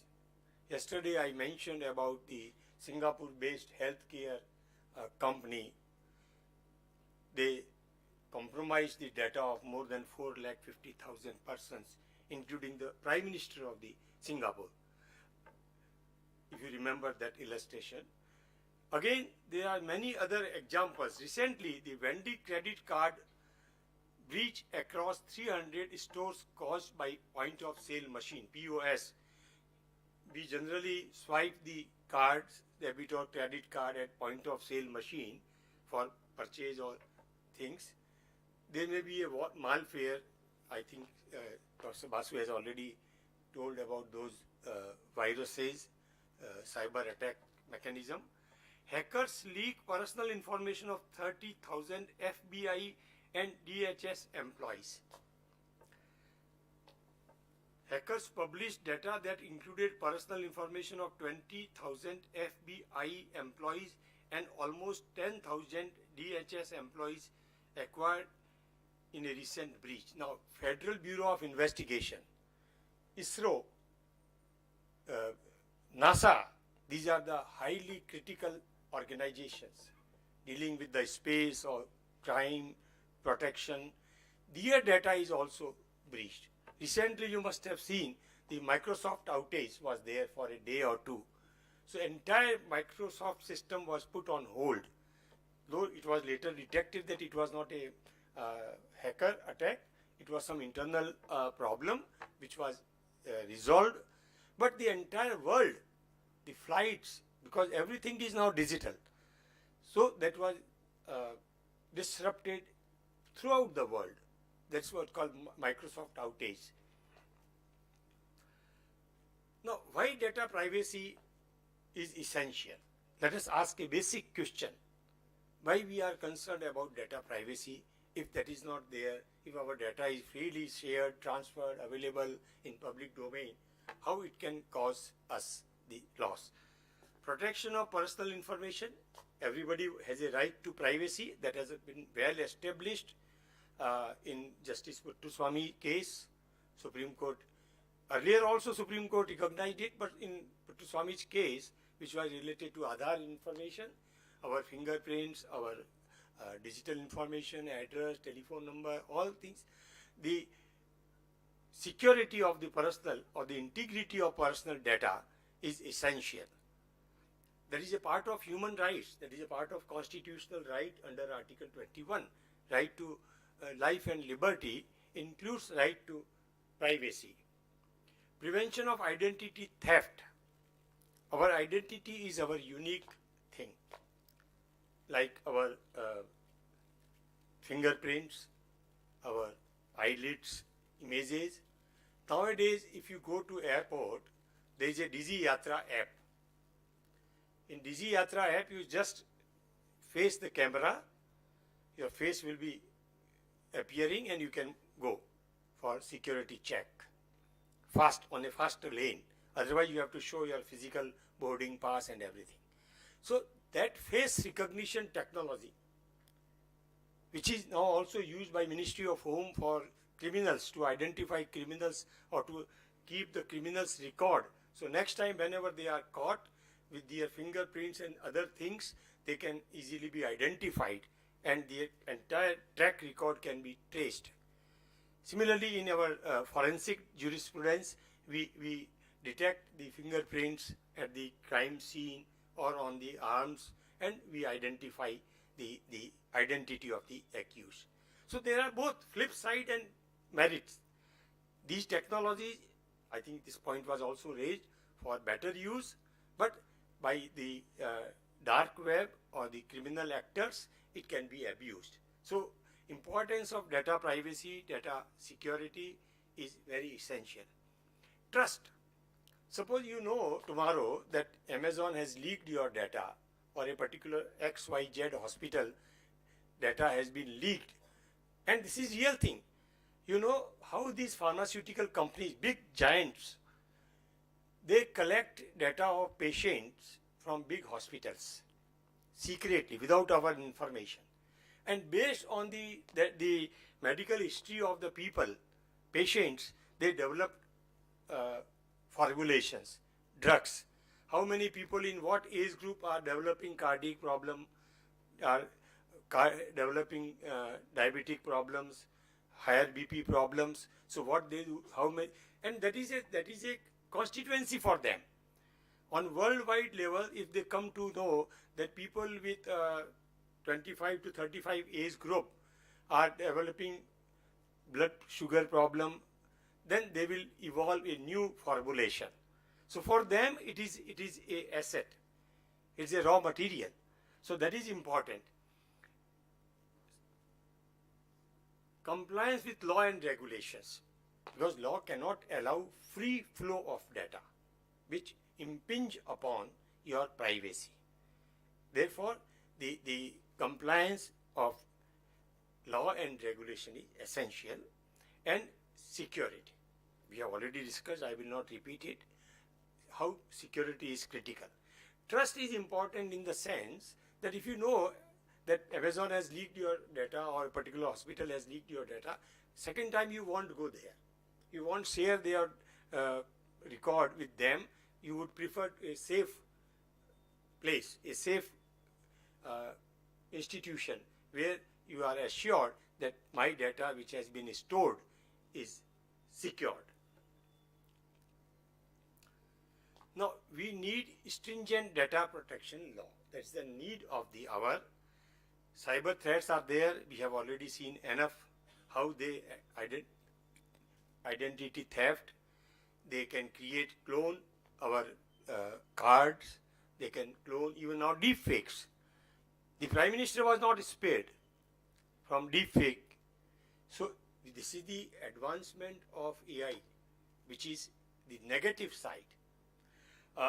Protection of personal privacy already have discussed. Compliance and accountability.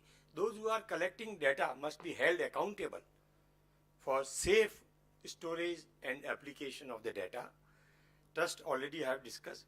And global standard. See, all these technologies, they are not just country specific or a territorial specific technology.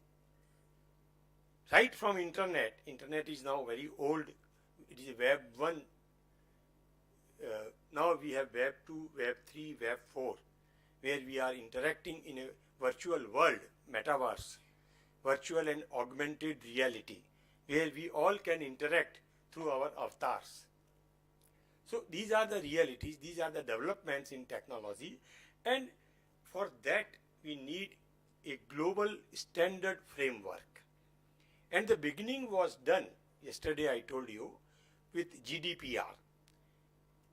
Generally, the European Union nations, the cluster of almost 22, 23 nations who are part of European Union, they are taking lead in technology related legislation. Recently, they have already enacted AI Act of 2023, called implemented. They are pioneer in artificial intelligence, regulating artificial intelligence uses based on high risk artificial intelligence, medium risk and low risk. And accordingly, they have put a stringent system today that I will not discuss, it's not part of our today's agenda. Briefly, I have mentioned how this journey of privacy law starts. MP Sharma, then Khadak Singh, Govinda, Rajagopala, PUCL, Justice K. S. Puttaswamy 2012 and 2017. These are the leading cases. Mainly we now currently focus on Justice Puttaswamy. You know, Justice Puttaswamy was a retired High Court judge. Recently he has passed away. In my upcoming book I have paid a tribute to him at the age of 95. He took up the matter with Supreme Court that privacy is a very important aspect and Aadhaar is a violation of privacy. Making Aadhaar mandatory for every services and Supreme Court, although did not struck down the UDAI, Unique Identification Authority Act, but it certainly directed that mandatory requirement of Aadhaar cannot be made universal for all services. From there the debate started in 2017-18 that we should have India should also have a data protection law. By that time in 2015 and then 2018, GDPR was already enacted, and that emerged as a model data protection law. So the Sri Krishna committee, Justice Sri Krishna committee was there. They presented a draft, but there were some issues, particularly the data localization, that Indian data should not go outside and should retain with Indian servers, what we call data localization or data sovereignty. Now this debate is going on, that our Prime Minister recently in Paris summit has said that we will develop our own AI system, which will be located, it will be an open AI system. So the sovereignty of a country in technology domain, so that others cannot dictate you, that was also there, but some companies opposed that we have to incur huge amount of investment for that, and that would be a very costly affair, because our data is stored in different servers in different locations. If we do not have that technological competence to create data repository of that level, where we can store the data of 140 million people. Now you see, out of the total data generated worldwide, 65 to 70% of data is from Indians, obviously because of the population. The highest mobile telephony operations or penetration is from India. China, they have a closed regime. They were bigger in population, now we are number one, but they do not freely disclose or share their data with in public domain. So that is a different issue. So that is how these are the dates. Krishna committee was formed. The issue was with cross-border data transfer, non-applicability, whom it will apply. It will apply initially in GDPR. It applies to all types of data, but in India it is confined to digital personal data. Our digital data, which is in the digital format, or if it was in the physical analog format, paper format, and it was digitized subsequently, like our mark sheets, our testimonials, they are converted into digital mode and stored by the university for future references, our degrees. So it applies primarily to digitized data, personal digitized data. That is the application part, applicability, processing of digital personal data within India, where such data is in digital form or digitized subsequently. The issues are extraterritorial applicability. Any outsider who is storing Indian data and providing services to Indian people is under the DPDP Act. The name is Digital Personal Data Protection Act. Digital Personal Data Protection Act. So that is there. Non-applicability, non-digital data, data managed for personal or household purposes, data made openly accessible by data principle, like you are sharing voluntarily your photos, your messages, your details on Facebook. Nobody has asked to you. And please mind it, yesterday there was they all say if you share data on Facebook or WhatsApp, they say end-to-end encryption. But it is not true. Our every activity is recorded by master server, which is operating like Google. If you go to Google and check what Google does, if you audit the Google, they have all details, your passwords, all critical data there. It's good that they do not openly reveal it. There are security measures they have taken, but the dark web can have access to that. And now another big threat is quantum computing. It is supercomputing with a super speed, and the biggest challenge with quantum computing, edge computing, and neuromorphic computing is that with the speed it can decrypt your data. They have such a super fast speed to analyze the data that they can decrypt.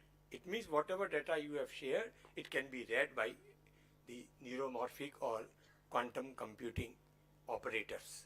That's a big challenge again now. And cross-border, therefore in our revised draft, this act could have come in 2020 or 21, but it came in 2023 because on this issue there was a deadlock between big companies, and finally it was allowed that cross-border data transfer will be allowed, only it will be disallowed for those companies who are put in blacklist. So that is, again, rules are now making it clear who will be blacklisted, who will be those companies who further misuse the data, they will be blacklisted. For them, the data cannot be stored for Indians. Now, few important definitions. Data, what is data? Means a representation of information, facts, concept, opinion, instructions in a manner suitable for communication, interpretation or processing by human beings or by automated means. Sometimes machine also generate data. Suppose you type your name in Gemini, they will tell about you. If you search Google about your or anybody person, it will generate all details about that. Sometimes when somebody asks me, please share your profile, if I get time I share, I say, otherwise you Google Professor M.K. Bhandari, you will get my details, you will get my pictures, and you can use that. So that is by automated means. Data fiduciary and data principal, these are two main stakeholders. As I said, first, data principal, individual to whom the personal data relates and where such individual is a child, including the parents or lawful guardian of such child. There is a separate provision for collecting data of children and insane people, because they are not able to give free consent. In law of contract, we read that minor cannot give consent. And here the minor age is 18 years. So for them, the parental consent is essential for collecting the data. A person with disability includes her lawful guardian. Another interesting thing is, here throughout the law, the word is used her. That means her includes he. So this is a tribute to womanhood, that they have made it, the term used is her. That is one noticeable feature. You can clap it. Data fiduciary, as I said, one who collects your data for a purpose. There are two things where we share our data for our own pleasure, for our own, without asking by anybody, like Facebook. That is why I think yesterday Dr. Nishit said that do not share unnecessary data on Facebook. Do not share your pics which are not worthy of sharing. On a lighter side, how the Facebook is used, one day one lady told the maid that कल आप आए नहीं और आपने phone भी नहीं किया, बताया भी नहीं आप. बोला मैम मैंने फेसबुक पे डाला था कि मैं आज नहीं आऊँगी और आपके हस्बैंड ने तो लिखा भी था कि I will miss you. Anyway, that's on the lighter side. So, but there are real instances where people have gone to Srinagar and just to show that yes, or Europe or we are on a Europe trip sharing pics on beaches and all that, और पीछे से घर साफ हो गया. अब ये clear हो गया कि आप यूरोप गए तो 5-7 दिन तो 10 दिन तो हैं ही बाहर. So those kind of data sharing may be counterproductive. फिर आपकी कुछ फोटोज हैं, आपकी अपनी पर्सनल फोटोग्राफ्स हैं, out of craze you want to show the world that how smart you are, and with the help of AI, deep fakes and manipulative tactics, they are abused and you land into trouble. So please be careful. That is just out of the context. Data fiduciary means person who alone or in conjunction with other person. Here person means company also, individual also. Determines the purpose and means of processing of data. He collects your data and he processes it for a purpose. So he is known as fiduciary. I have just mentioned he is a fiduciary and you are owner. We are owner, and Amazon or Flipkart or Myntra or whatever who are giving us services, they are fiduciary.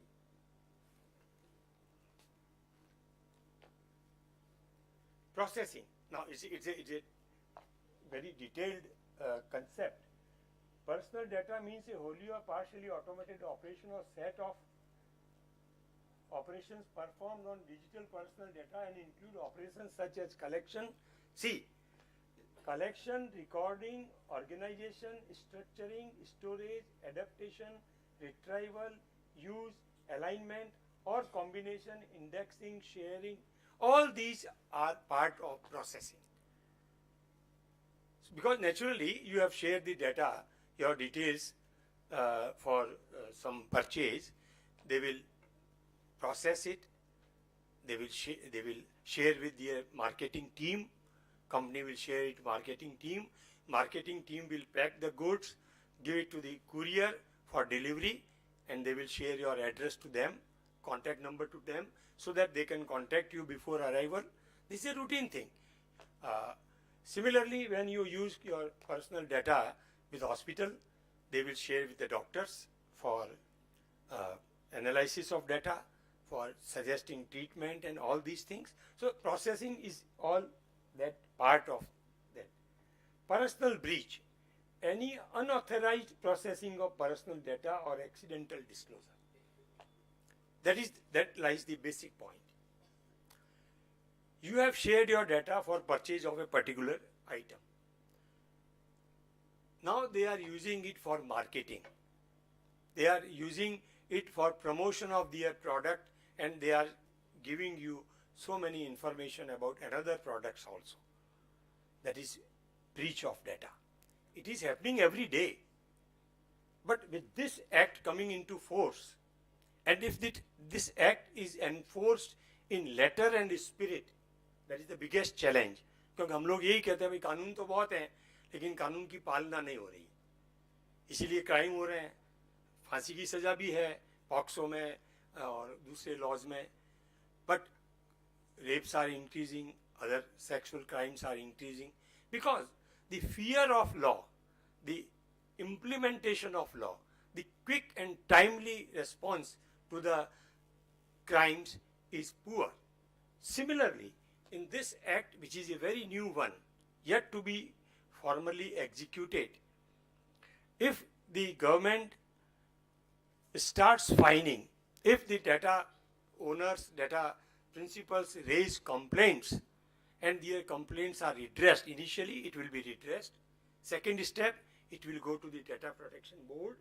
They will inquire with a due process of law, and if it is found that there is a breach, whether it is a voluntary breach or accidental breach, the companies will be penalized. And the biggest thing, it is the first Indian law where the maximum penalty of 250 crore, although it is lesser than the GDPR, there it is a 4% of the global turnover or 20 million euro. Please let me know, it's 11:30 by 11:45?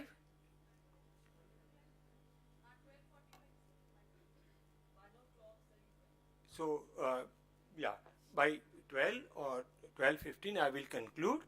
Then we will have 10-15 minutes, whatever time we can have a question answer. So then we will conclude. So data breaches intentionally or unintentionally, maybe because of malware, because of some other cyber attack, the data theft has occurred and it has been circulated to dark web. All such data breaches have to be reported promptly within 72 hours. So companies are raising objections that is very difficult to identify the breaches and report it, but law, as it says, that within 72 hours, that is 3 working days, 3 days, you have to report data breaches. So that, and what remedial measures you are taking to prevent it further, that is there.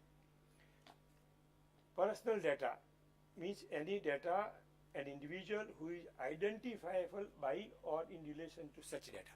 The data which identifies you, which correlates directly with your identity, that is a personal data. The name itself says personal data.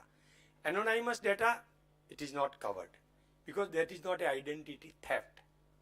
Where your identity is revealed, photo, name, age, location, where you can be easily identified and you can be targeted. So that is personally identifiable data.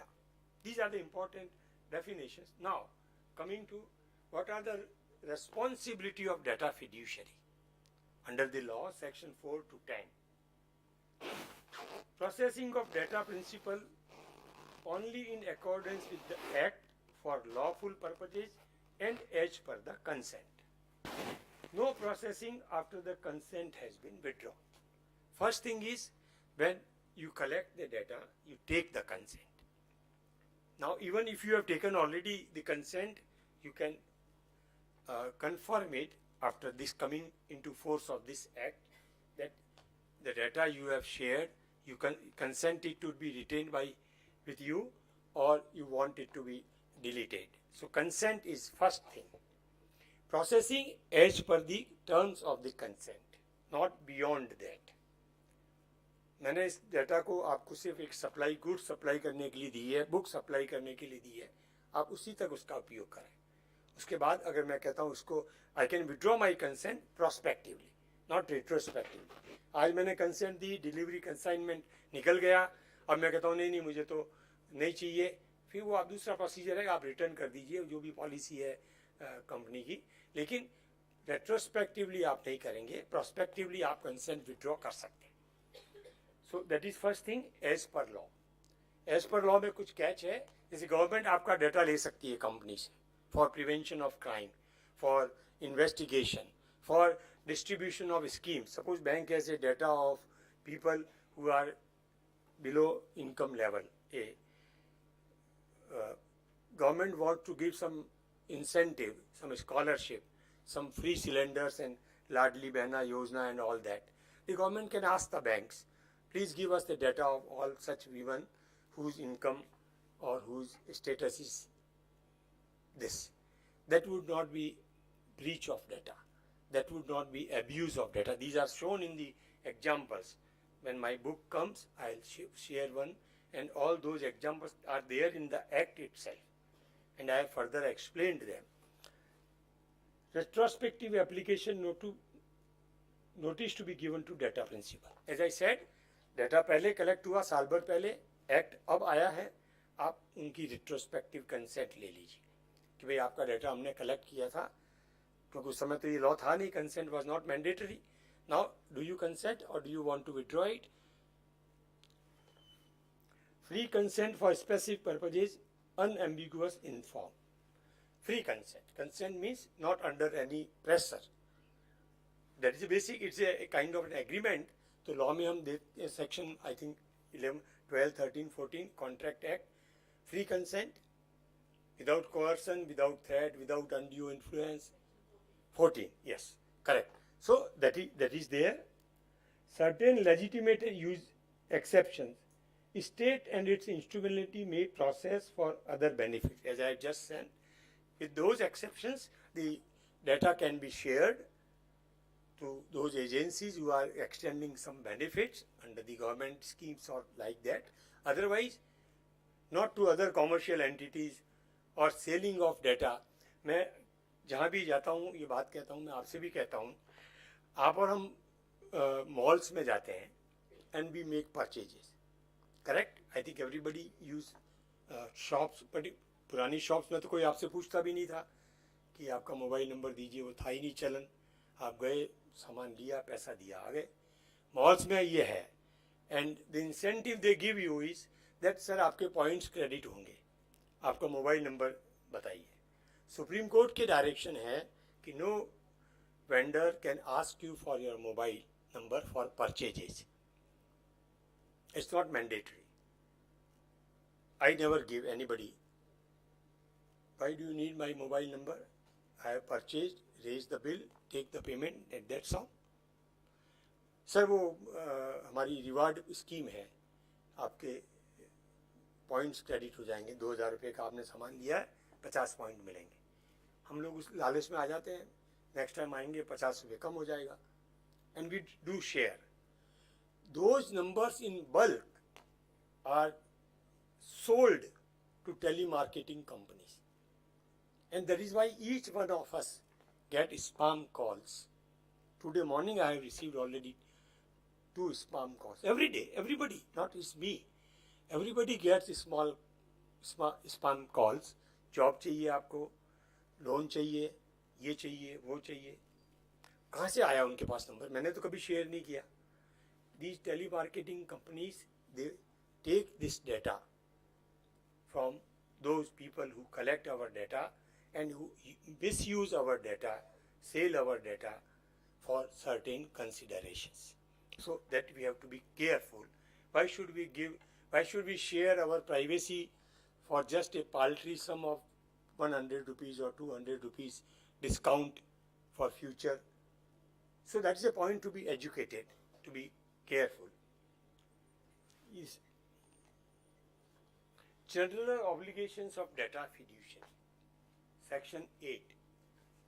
Reasonableness. Reasonableness is a very vague term. I can't. Means you should be reasonable in your action. You can't define reasonableness. The circumstances will speak whether you acted reasonably or arbitrarily. Engage data processor. If you are a large company, you receive a lot of data. Engage data processor. It can be Indian, it can be outsider. That's why you have to transfer the cross-border data transfer is allowed. So that, because in India you may get a costly services of data processing. Outside you may get a cheaper services of data processing. Implement technology. We have seen digital transformation technologies and other necessary support. Use the advanced technologies in processing of data, in storing of data. That is where, when I conduct workshop with the companies, I tell them, update your system. क्योंकि अब तक तो आपने नहीं किया. PVR Inox is a big entertainment company. I conducted a workshop in Delhi at their headquarters. And I told that please check your computer system. The computer team was attending. Have you got all these parameters in your system? Because you are collecting huge data of people are booking tickets across the country. They are buying products at theater also, popcorns and all that. So they said yes, some of these points we have not thought of. But now it's time to think. Whether it's an educational institution, especially hospitals, banks, they all are data fiduciary. Because they collect huge number of data, bank accounts, we have all details, our balance, and that is where these attackers, they hack and they siphon our money. Personal data breach, data fiduciary has to inform Data Protection Board and data principal. That's an obligation. Erase personal data upon withdrawal of consent or when purpose is fulfilled. If I say, please erase my data, that is my right to eraser.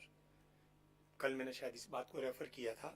Right to be forgotten and right to legacy. मैं चाहता हूँ मेरी death के बाद जो मेरी email है, मेरा जो भी डाटा जहाँ जहाँ भी स्टोर्ड है, वो मेरे किसी रिलेटिव को दे दिया जाए. तो वो भी हम कर सकते हैं. उसकी अभी हमारे यहाँ कोई लीगल रिकॉग्निशन नहीं है, लेकिन you can also add into your will, in your testamentary, that can be done. Publish details of data protection officer. If you have a data protection officer, give the detail on your site that in case of any data breach or any grievance redressal, to whom you will consult. The data principal will consult.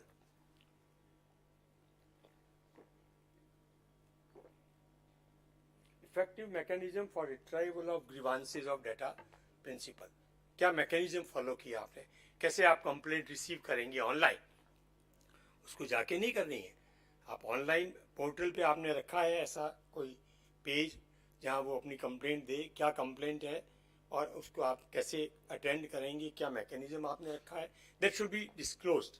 Now it's all mandatory and those companies who are not following it up till now must do this on their websites or on their platform. Especially Section 9 deals with the processing of data of children or persons with disability. Need to obtain consent of lawful guardian. No detrimental effect on well-being of child. No tracking or behavioral monitoring of children or targeted advertisement directed at children. Children should not be made use of promotional activities that may be detrimental to their mental or physical health. So that is a special provision, Section 9.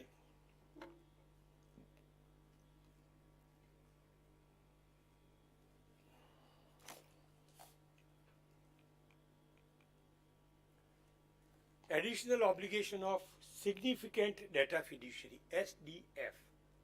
The central government will designate certain data fiduciary as significant data fiduciary. It will be a notified one, and once it is notified, what will be the criteria for significant data fiduciary? Volume and sensitivity of personal data processed, quantum, quantity and sensitivity. Hospitals हैं, Apollo hospital है, it can be a significant data fiduciary. Risk of the rights of data principal की क्या risk involved है उसमें, उनकी क्या sensitive information आप collect कर रहे हैं. Potential impact on the sovereignty and integrity of India. आप जो data collect कर रहे हैं उससे country की integrity पे क्या effect हो सकता है. You can sell it to enemy country. Risks of electoral democracy. This was added because the Meta, the Facebook, they influenced the US election and the Russian election of Putin by analyzing the behavioral pattern of the voters. So it should not be a threat to electoral democracy, security of the state obviously, and public order. You are collecting the data of police officials or investigation officers or criminals, and then you are using it, which may affect or create law and order problem, public order problem. Then based on these criteria, the government will make significant notification for significant data fiduciary. That's a category of data fiduciary, and they have an additional right, additional obligations. Appoint data protection officer. Normal data fiduciary may not appoint, it's not compulsory, but SDF have to appoint data protection officer. That is why yesterday I heard Professor Mr.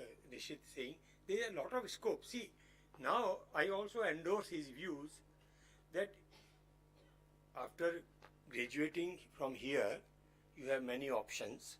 You can do post-graduation, go for teaching, research, become law officers in various government or private organizations. You can undertake arbitration, mediation, routine litigation lawyer. All these are the traditional routes. But now you have a whole whole new opportunities, that is technology and law. You can become data protection officer. In time to come, I tell you, all data fiduciaries, especially those who are large data fiduciaries, they will have to appoint data protection officer who will oversee the entire data law compliance and suggest remedial measures. If there is a law person, that will be best thing to advise them. Independent data auditor, that could also be a law person, management person, technology person, whether you are complying with, because data protection board can always ask that share with us the details, how you are handling the data, periodic reports, annual reports, and based on that they will evaluate your performance, your compliance report. So audit, protection, data protection impact assessment. These are the regular exercises to ensure that the data stored, processed by you, that is fiduciary, is properly used or not, or if there are any breaches or there are any security compromises, what actions you are going to take or you have taken. So that is impact assessment, audit, and that may be done by data protection officer and other officers also. Same periodic audit is repeated. Data protection board,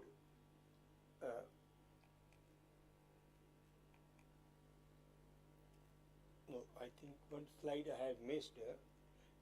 Rights and obligations of data principal. We have discussed data fiduciary.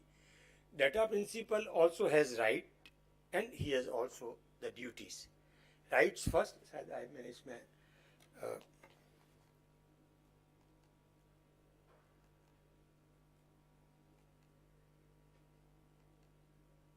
I think I missed to transfer it from my master PPT. Anyway, so data owner or data principal has to provide correct data, not a misleading data. If by mistake you have provided wrong number, wrong address, wrong email, you can correct it. You have a right for correction. You have a right to erasure. You can ask the fiduciary to delete your data. That is your right, and you can ensure that the data has been deleted. You have a duty to correct or rectify your data. You have a right to ask for redressal of the grievances. You can raise your objections and that will be properly, timely, in a time-bound manner attempted, and you will be responded. So these are some important rights and obligations for principal.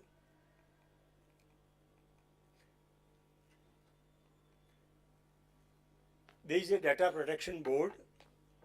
Central government to constitute the board, rules are there. They have given the details of the data protection board. Chairperson with members. They again a member from field of law, from technology, from people from public services. 2 years term with reappointment. They have a power of civil court in matter of summoning the persons, recording the evidences like civil procedure law code. Follow principles of natural justice. Whenever they impose any penalty, they will hear the fiduciary, and after that they will hear the data principal, like principles of natural justice, may impose penalty under section 33. That I am coming. Against this, the appeal can go to the appellate tribunal, and from appellate tribunal, the direct appeal is to Supreme Court. In between, the High Court has been bypassed. So, first authority, next appellate tribunal. This appellate tribunal is currently the tribunal of TRAI, Telecom Regulatory Authority. Under TRAI Act, the appellate authority shall also work as the appellate authority of the DPDP Act. And from there, the appeal is to the Supreme Court, and time bound limit is there from order of data protection DPB within 1 month. From appellate board 60 days, you can go to Supreme Court, that is the final authority. Now the most important thing, penalty. Board to impose penalty after conducting inquiry. Criteria for imposing penalty: gravity, duration, gain, repetition, efforts made to mitigate. These are the considerations. जैसे court किसी को सजा देता है तो सारे factors देखते हैं, ग्रेविटी ऑफेंस क्या है, whether he is a first time offender or repeat offender, he is a habitual criminal, his behavior during the jail, all these factors are taken into account. Then within the limit, prescribed limit of the penal code, the punishment can be given. Similarly, while imposing the penalty, these are the criteria. All sums realized by way of penalty imposed shall be credited to the Consolidated Fund of India, Section 34. Here is the objection. We have also raised, and many other experts have also raised, in GDPR or Singapore law, the victim, that is the data principal, whose data has been compromised, he or she also gets some part of the compensation. But in India, this is a major lacuna. All the penalty imposed and recovered will go to the Consolidated Fund of India, that is Government of India fund under the Constitution of India, Consolidated Fund of India, and victim will not get any compensation. There is a worrisome aspect. The law should be amended in time to come. And victim, those who are identified, they may be unidentified victims, they may be identified victims. And those identified victims should also get a part of that penalty as a compensation. Otherwise, what is the incentive for them? For company, you have penalized, and company will take care of in future. But what about the victim whose data was compromised? So that is a missing point. In GDPR, it is there. So I have mentioned here, breach in observing the obligations. Can you read it from here? Yeah. 250 crore rupees, 250 crore रुपए. आपको शायद ये आश्चर्य लगता होगा कि 250 करोड़ रुपए penalty हो सकती है किसी लॉ में. Highest penalty in any Indian law, company law में भी है, फेमा में भी है, और दूसरे लॉज में भी है, लेकिन 250 करोड़ तक. It's not a minimum, it is maximum. Up to 250 crore penalty लग सकती है. इसीलिए हम जब कंपनीज वगैरह में वर्कशॉप करते हैं और डिटेल में बताते हैं पूरा, तो हम ये कहते हैं कि आप अभी से अलर्ट हो जाइए, अभी से अपने सारे सिस्टम को अपडेट कर दीजिए and try to follow it. Don't take it lightly कि अगर हमने आपको फिशिंग मेल्स भेजी है और आपको अगर हम आपका डाटा प्रमोशनल एक्टिविटीज़ के लिए यूज़ कर रहे हैं which is not authorised, you may land into trouble. That's why I say the efficacy of this law act will depend upon effective implementation. This thing. Then there are different penalties. Even the data principal is not spared. If breach of any other provision of this act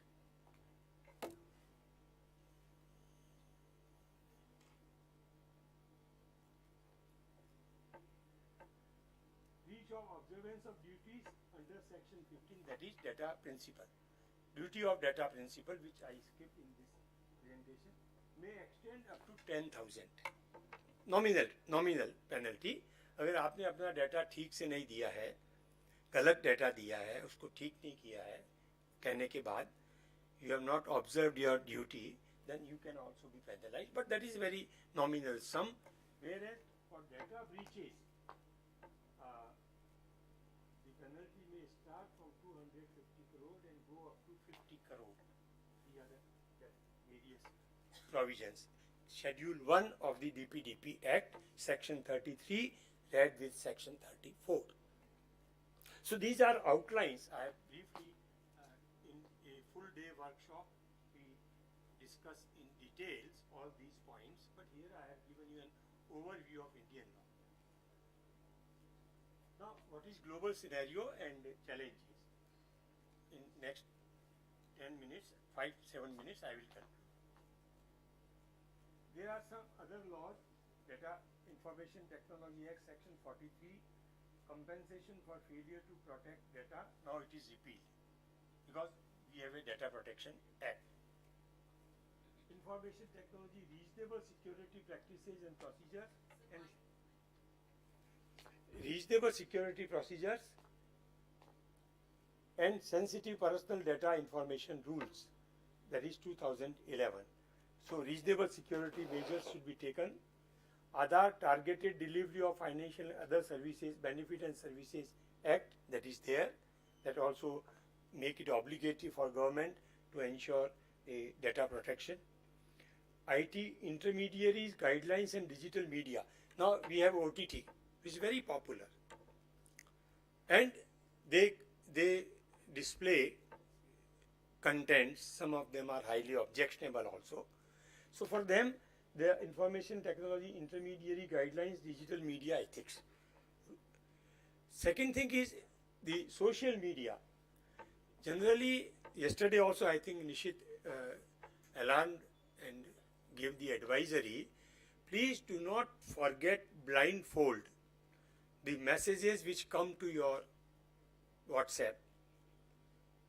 In a craze, sometimes we forward it, and they say, the sender says, please forward it to as many people as you can. He wants his publicity. But some messages may be objectionable. They may be contrary to the ethical standards. They may be defamatory for some persons and high authorities like Prime Minister or any other person. And because two persons are responsible, one who generated it, and now with these intermediaries guidelines, those who forwarded it and those who retain it on their server, that is Facebook or WhatsApp or Instagram. The government very often issues the guidelines that you repeal these contents from your site, otherwise we will block you. So particularly with reference to these kinds of contents, which you do not read it carefully, just not blindly follow it or forward it. And now the Personal Data Protection Act. This is a brief overview of the previous law and the current.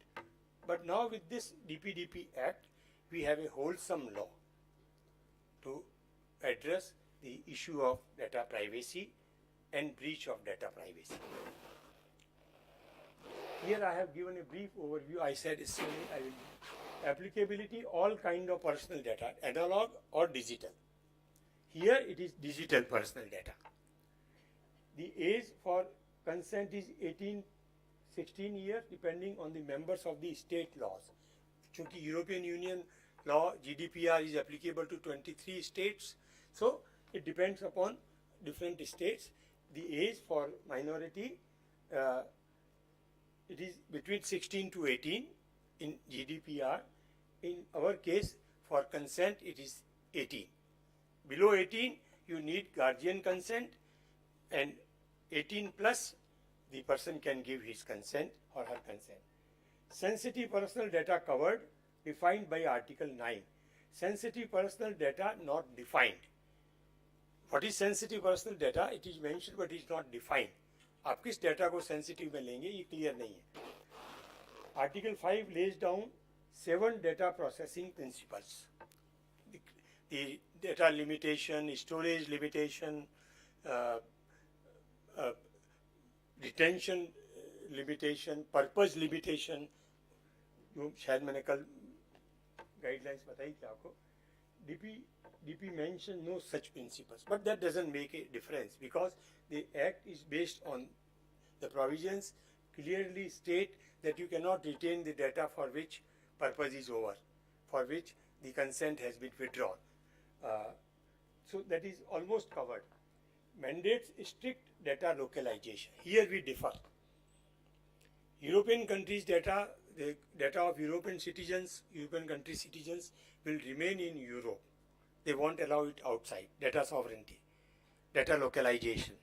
Here we have provision for selective transfer of data with certain conditions. 2 to 4% of worldwide annual turnover, I mentioned it, this is important change, or 10 to 20 million euro, whichever is higher, not lesser, higher, will be imposed as a penalty, and penalty to be credited to affected data subject. हम data principal कहते हैं, वो data subject कहते हैं. Same person who is holding the data, whose data is stored. Penalties kept at 250 crore, penalty credited to Government of India account, Consolidated Fund of India account. That is the major point of difference. There the victims get some compensation. Here the victims do not get compensation. Now, last point. So what message we get out of this? Most important thing is public awareness and education, new law, as we have now 3 new criminal laws replacing old IPC, CRPC and evidence, and using technology extensively. So similarly, this is a brand new law which is going to affect all of us either as a data principal or as a data fiduciary. We must be aware about our role and responsibility and our rights. Diverging regulations, different regulations के बारे में भी हमें जानकारी होनी चाहिए. अब rules आ रहे हैं, मतलब पब्लिश हो गए हैं, फाइनल होने वाले हैं. Enforcement mechanism, as I said and I repeat it, much will depend on enforcement and mechanism. How quickly DP, Data Protection Board, handles the complaints, grievances, and impose the penalty and recover the penalty. There is a mechanism for recovery also. Privacy versus innovation. It was generally, this is an ongoing debate कि अगर आप हमारे को regulation में बांध दोगे, companies कहती है जो इनोवेशन करती है, आपने कहा ये करना पड़ेगा, वो करना पड़ेगा, ये ऐसे नहीं करोगे आप, तो फिर हम इनोवेशन कैसे करेंगे?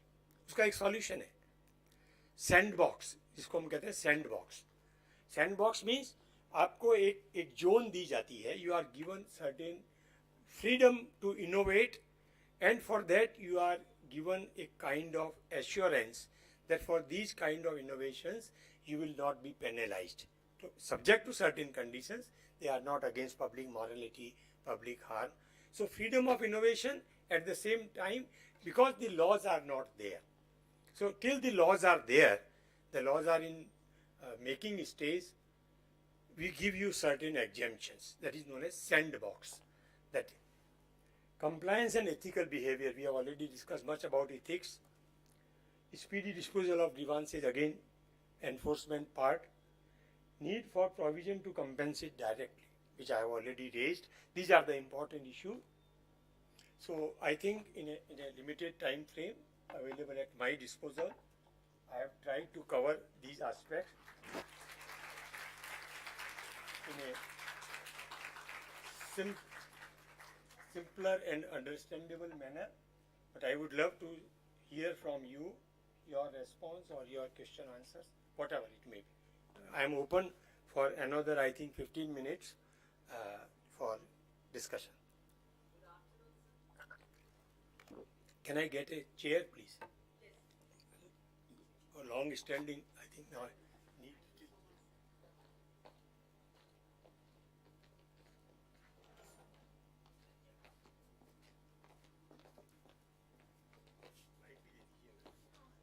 Am I audible to you without mic? Okay.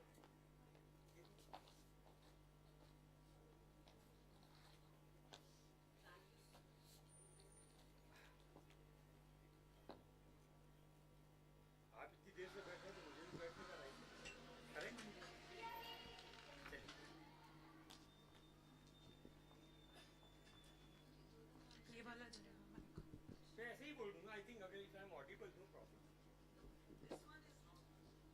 Ma'am ये माइक सर के पास है।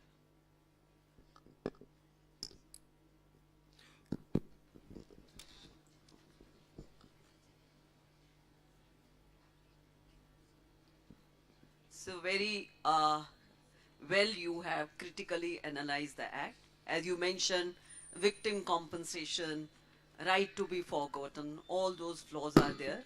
And I will add that we do not have a fixed time of reporting the data breach. So that's going to what you discussed just now, the efficacy of the mechanism, the victim all that is going to get affected.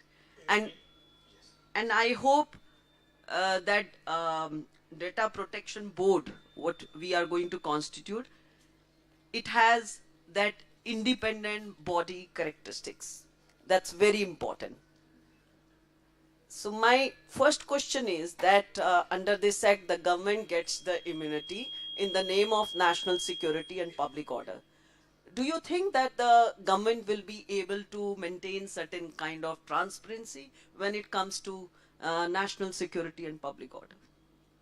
This is a big challenge and issue which has been raised on various fora that like Right to Information Act RTI, government has many exemptions and many grounds for claiming exemptions which is not desirable. I think this is point to be noted. But I give a leverage because this is a new law and we have to be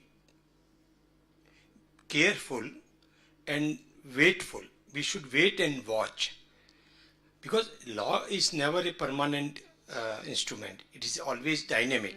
It's in the constant mode of changes, amendments. So once let this law be implemented, let the data breaches should be reported, let the stakeholders get active mode, understand and use their rights, I mean the data principles, raise the issues, and let this act be enforced. As and when the act will be enforced in 2 to 3 years time frame, I am sure the government will at least amend section 34 where they will give a part of the compensation to the victims also. And also the government will come out with some more clarifications where they will also make them accountable. There is a debate going on whether government is accountable for data breach. The answer is yes. The government is also accountable unless those security and those state interests override the individual interest. That is always there in the Constitution, freedom of speech and expression regulated by Article 19(2). On certain grounds that freedom can be curtailed. RTI, there is a schedule that those organizations are not under RTI Act. So I think the government should always and generally has, whether I want it or not, you want it or not, government retains certain privileges for themselves for variety of reasons. So thank you so much. It is a issue, debatable issue, but I am sure the time to come amendments or changes will be introduced based on the experiences. So my next question is, like every institute has now biometric system. Once the employee leaves, that data is with the institute only. And under DPTP Act, that institute becomes now data fiduciary. So what kind of precaution an institute should take, and the data principal also? Because once I leave the institute, I should know what is going to happen to my data. That's a big question. That is why there is a right to erasure.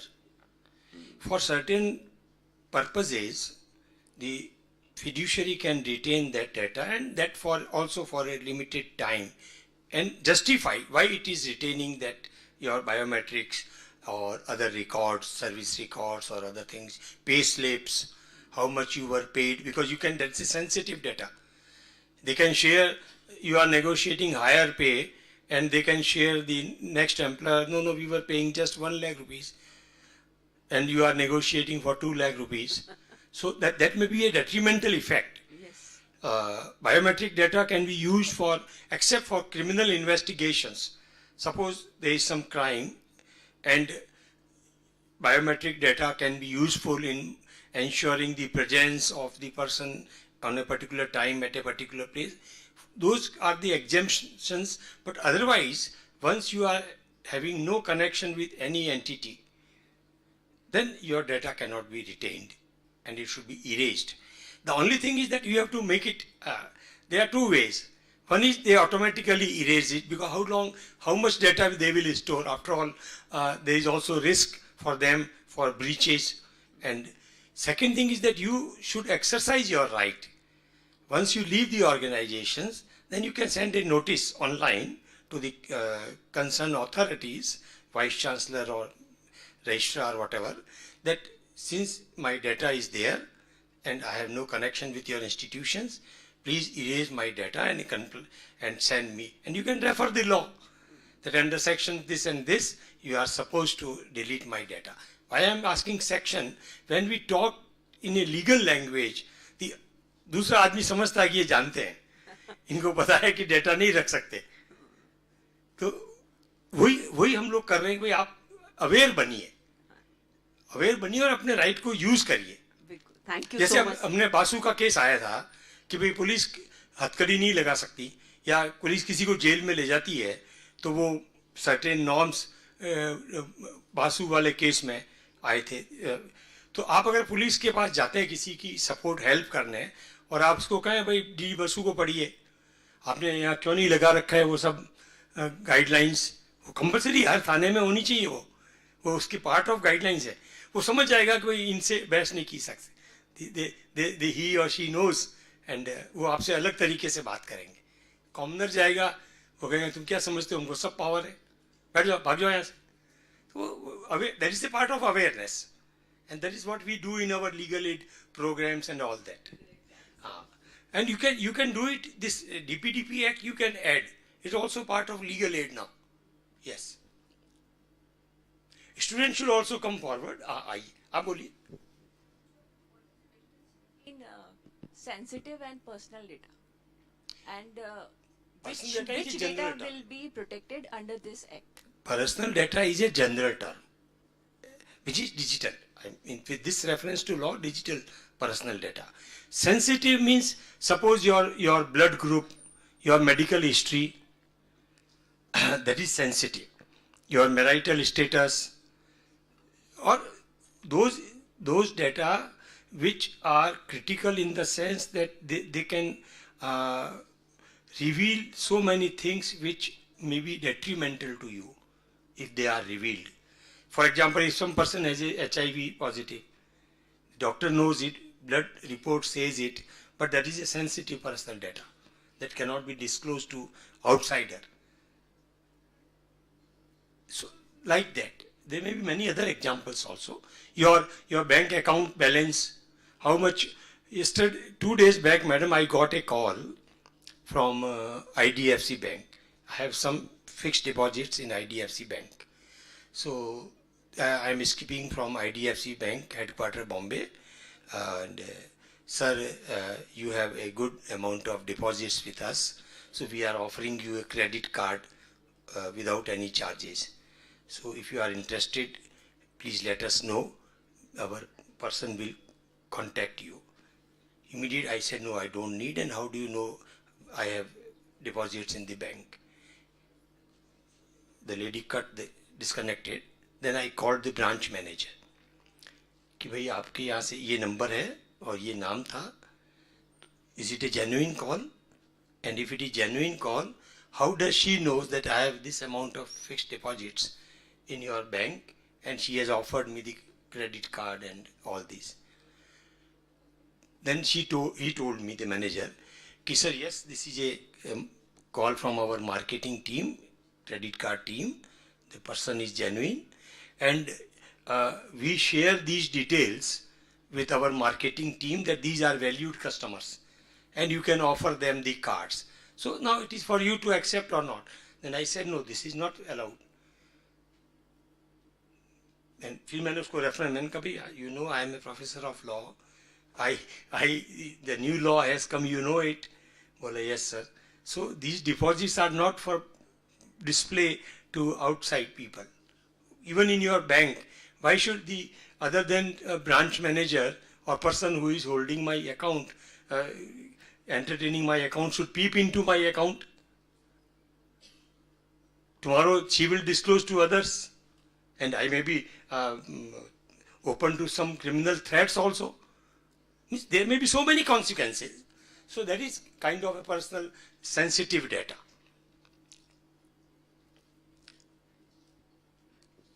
Good afternoon, sir. Thank you for the very enlightening session. Really, it was enlightening. Yes, sir. Okay, thank you. So, sir, time and again, and throughout the sessions, yesterday and today, we mentioned quite a lot of times that we have the mechanism, but the enforcement is weak. And this has been a very prominent issue, not just with cyber security and data protection, but throughout all the laws, that enforcement is weak. We know that the enforcement is weak, and we time and again suggest that we need to make strong enforcement mechanisms. But where is the actual issue? Where does the lacuna lie that we are not being able to make that enforcement so strong that even after we have the framework which is so strong, we have authorities, but we're not able to implement it. So where is the actual lacuna? Good point. There are multiple issues, not just one. 1 minute. Hello.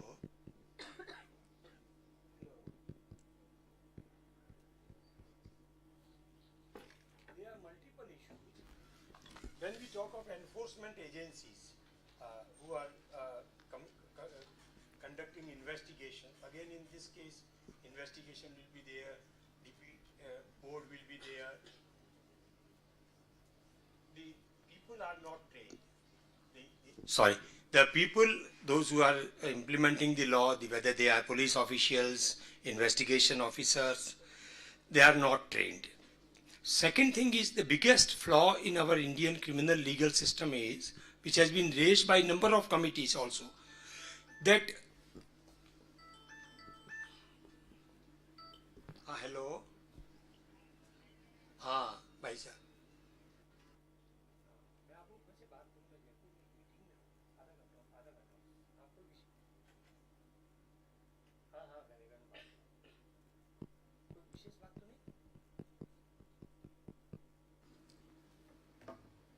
sorry. So that is major issue, that in police force there is no separate investigation force. Police को आप देखें, हम कितना ही बदनाम करें उनको, उनके बारे में कुछ भी बोलें, पर आप उनके काम के प्रेशर को देखिए. अभी जब कुंभ हुआ, are you comfortable in Hindi? हाँ. तो आपने देखा कितना police force more than a month they performed their duties. तो उसके कारण उनके पास जो इन्वेस्टिगेशन का काम है वो सफर हुआ. There are number of times suggestion has been given that investigation role of police should be separated from law and order. वो आज तक नहीं हुआ. उसके बाद में proper training. How many police officers are trained in cyber criminal investigation? Very few. How many police officers now are being trained? Government do it. They conduct workshops in Delhi. Recently, I engaged 3 lectures for national e-governance officials. Some of them are doing our cyber security and digital forensic course. We are conducting a deep technology course. We are conducting. But this kind of awareness in police persons or the investigation people, not just police persons, is lacking. Vacancies are there. Court में आप देखें तो हमेशा यही बात होती है, supreme court में इतनी वैकेंसी है, हाई कोर्ट्स में इतनी वैकेंसी है, ट्रायल कोर्ट्स में इतने पोस्ट वैकेंट है, टाइमली हियरिंग नहीं हो रही है. The entire process of justice delivery system takes long time. And for that there are a lot of factors. Investigation time पे नहीं हुआ, evidence time पे नहीं हुई, magistrate छुट्टी पे है, adjournment ले लिया, advocate has taken number of adjournments. So these are multiple factors for lack of effective enforcement. Not only this law, this law is yet to be implemented, but the important laws. So the government or the policy makers, they are making changes. It's a country of 140 crore people. And time will take, but yes, the government, concerned governments, whether they are state governments or central governments, they must take proactive role in filling the gaps, whether it is an appointment, it is a training, it is a thing. And second point, most important point, public participation. आप और हम, you can always abuse or blame other side, but have we ever thought that how many times we commit breach of traffic rules? Toll पे अगर किसी को रोक दिया, नेता के लड़के को तो थप्पड़ मार देगा, वो लड़ाई कर लेगा, तुमने मुझे रोकने की. तो ये पब्लिक जो है, पब्लिक मतलब आप और हम सब, not only you, each one of us, whether we are law compliant citizens or not, whether we show respect for law or not.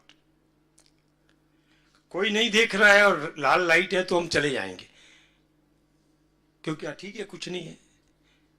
It's a small example, very small example, which we do every day in our life. Why don't we respect the traffic rules? And that is for our safety. So these are so many things. Now even in this law, once the law is implemented, and each one of us should write to the site, on the site, company's site, whether it is a Myntra or Amazon, please delete my data which is stored with you for last 6 months. जब आपको नया लेना है तो नया data दे दीजिए आप.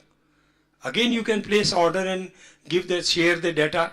But मैंने 10 साल में जितनी Uber टैक्सी ली है एयरपोर्ट जाने के लिए या और कहीं, उन सब का रिकॉर्ड उनके पास है और वो प्रमोट करते हैं. I have given a notice and warning. Please delete all my data. आपने इतनी ट्रैवल की, एयरपोर्ट इतनी बार गए आप, यहाँ आपने इतना ट्रैवल किया. Why are you retaining it? And why are you sharing with me? What is the purpose of doing this? Your promotional activities. We have conducted 3 lakh trips in the city of Hyderabad. You are marketing yourself at my cost. So we have to be aware. That is from public point of view. And from agencies or governmental point of view, they have to plug the loopholes, whether they are in judiciary or they are in investigation agencies or they are with other bodies. So these are some general points.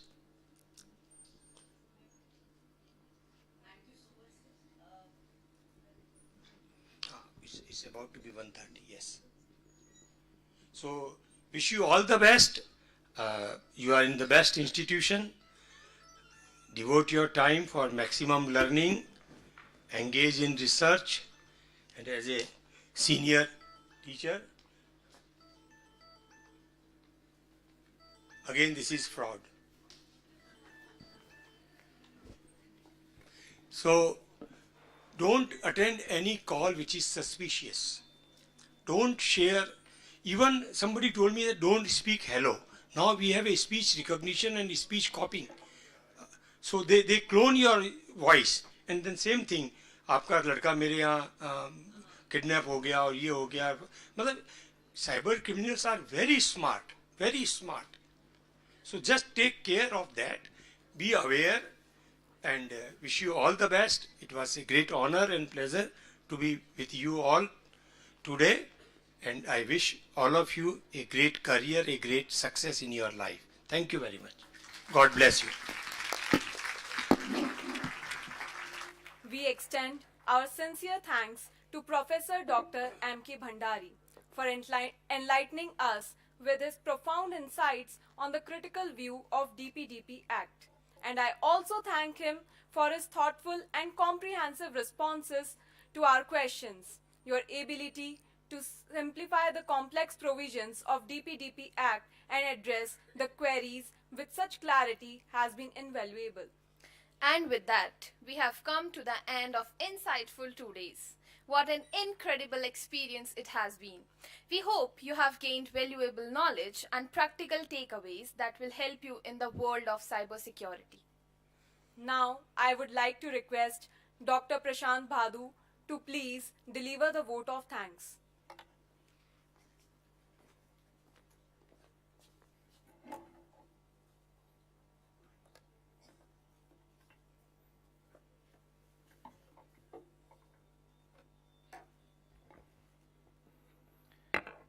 Respected Chairman of the University, Shri Raghavendra Anant Modi ji, Honorable President Professor Dr. Ashutosh Bharadwaj, Chairman Must Management Council Professor Dr. Jitendra Binwal, Registrar Dr. Vinod Purohit, Dean of School of Law Professor Dr. Komal Aditya, our esteemed Chief Guest Professor Dr. M.K. Bhandari, Founder and Director of Galta, respected guest of honor, Mr. Nishith Dikshit, advocate and cyber law expert, distinguished resource persons, Professor Dr. Paritosh C. Basu, digital gospeler and senior director, Stagility Consulting Private Limited, Mr. Alkali Amana, lawyer from Nigeria and brand ambassador at Lingo, South Africa, conveners, respected faculty members, dear students, esteemed participants, members of the technical team, ladies and gentlemen, it is my profound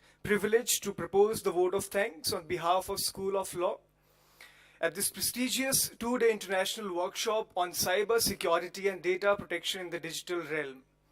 First and foremost, I extend my deepest gratitude to our chairman, Shri Raghavendra Anant Modi, for his visionary leadership and unwavering support in organizing this workshop. Your commitment to academic excellence continues to inspire us all. We are immensely grateful to our Honorable President, Professor Ashutosh Bharadwaj, for his encouragement and for gracing this occasion with his presence and insightful address, which set the perfect tone for the sessions ahead yesterday. Your leadership has been instrumental in the success of this event. We are deeply indebted to our chief guest, Professor Dr. N.K. Bhandari, founder and director of Galta, for gracing this occasion and sharing his vast knowledge on the global perspective of data protection regulations and providing a critical overview of the DPDP Act 2023. Your expertise has truly enlightened us all. A special note of appreciation for our guest of honor, Mr. Nishith Dikshit, for his illuminating session on cybersecurity, cybercrime, and cyber fraud prevention and investigation. Your practical insights have given us a new perspective on handling cyber threats. A heartfelt thanks to our distinguished resource persons, Professor Dr. Paritosh C. Basu, for his thought-provoking session on cybersecurity in the age of digital transformation, providing us with cutting-edge knowledge in this rapidly evolving field. And Mr. Alkali Amana, all the way from Nigeria, to share his expertise on cyber ethics and cyber governance, adding a valuable international dimension to our discussions. I would also like to thank Galta for their association and support in making this international workshop possible. Our sincere thanks to Professor Dr. Komal Aditya, Dean of the School of Law, for her constant support and valuable insights that have significantly contributed to making this workshop a reality. My grateful acknowledgement to our conveners, Dr. Neetu Nawal and Dr. Pooja Jain, whose meticulous planning and tireless efforts have been instrumental in bringing this workshop to fruition. Your dedication has been truly remarkable. My sincere gratitude to all the faculty members and students who have contributed their time and expertise to enrich this academic endeavor. A big thanks to our participants and students who have shown keen interest and active participation throughout these 2 days. Your questions, insights, and discussions have made this workshop meaningful and impactful. We extend our appreciation to the technical team for ensuring seamless operations throughout the workshop, from audio-visual support to live streaming. Your behind-the-scenes efforts have been crucial for the smooth conduct of this event. As we conclude this enriching two-day workshop, I am confident that the knowledge shared here will contribute significantly to our understanding of cyber security and data protection in today's digital world. Let us carry forward the insights gained here to create a more secure digital environment for all. Thank you once again for your presence and participation. Wish you all a wonderful day ahead.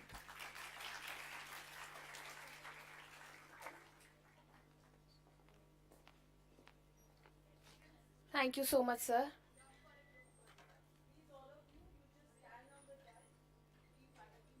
National anthem.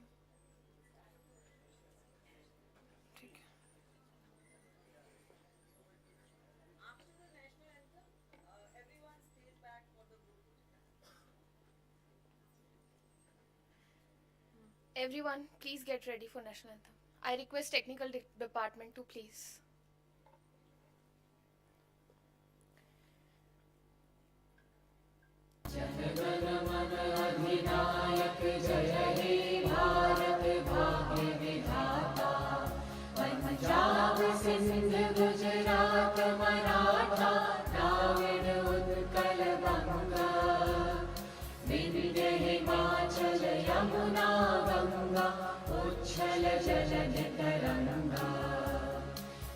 शुभ नामे जागे तब शुभ आशीष मांगे गाहे तब जय गाथा जन गण मंगल दायक जय हे भारत भाग्य विधाता जय हे जय हे जय हे जय जय जय जय हे भारत माता की, भारत माता की, भारत माता की, वंदे वंदे वंदे.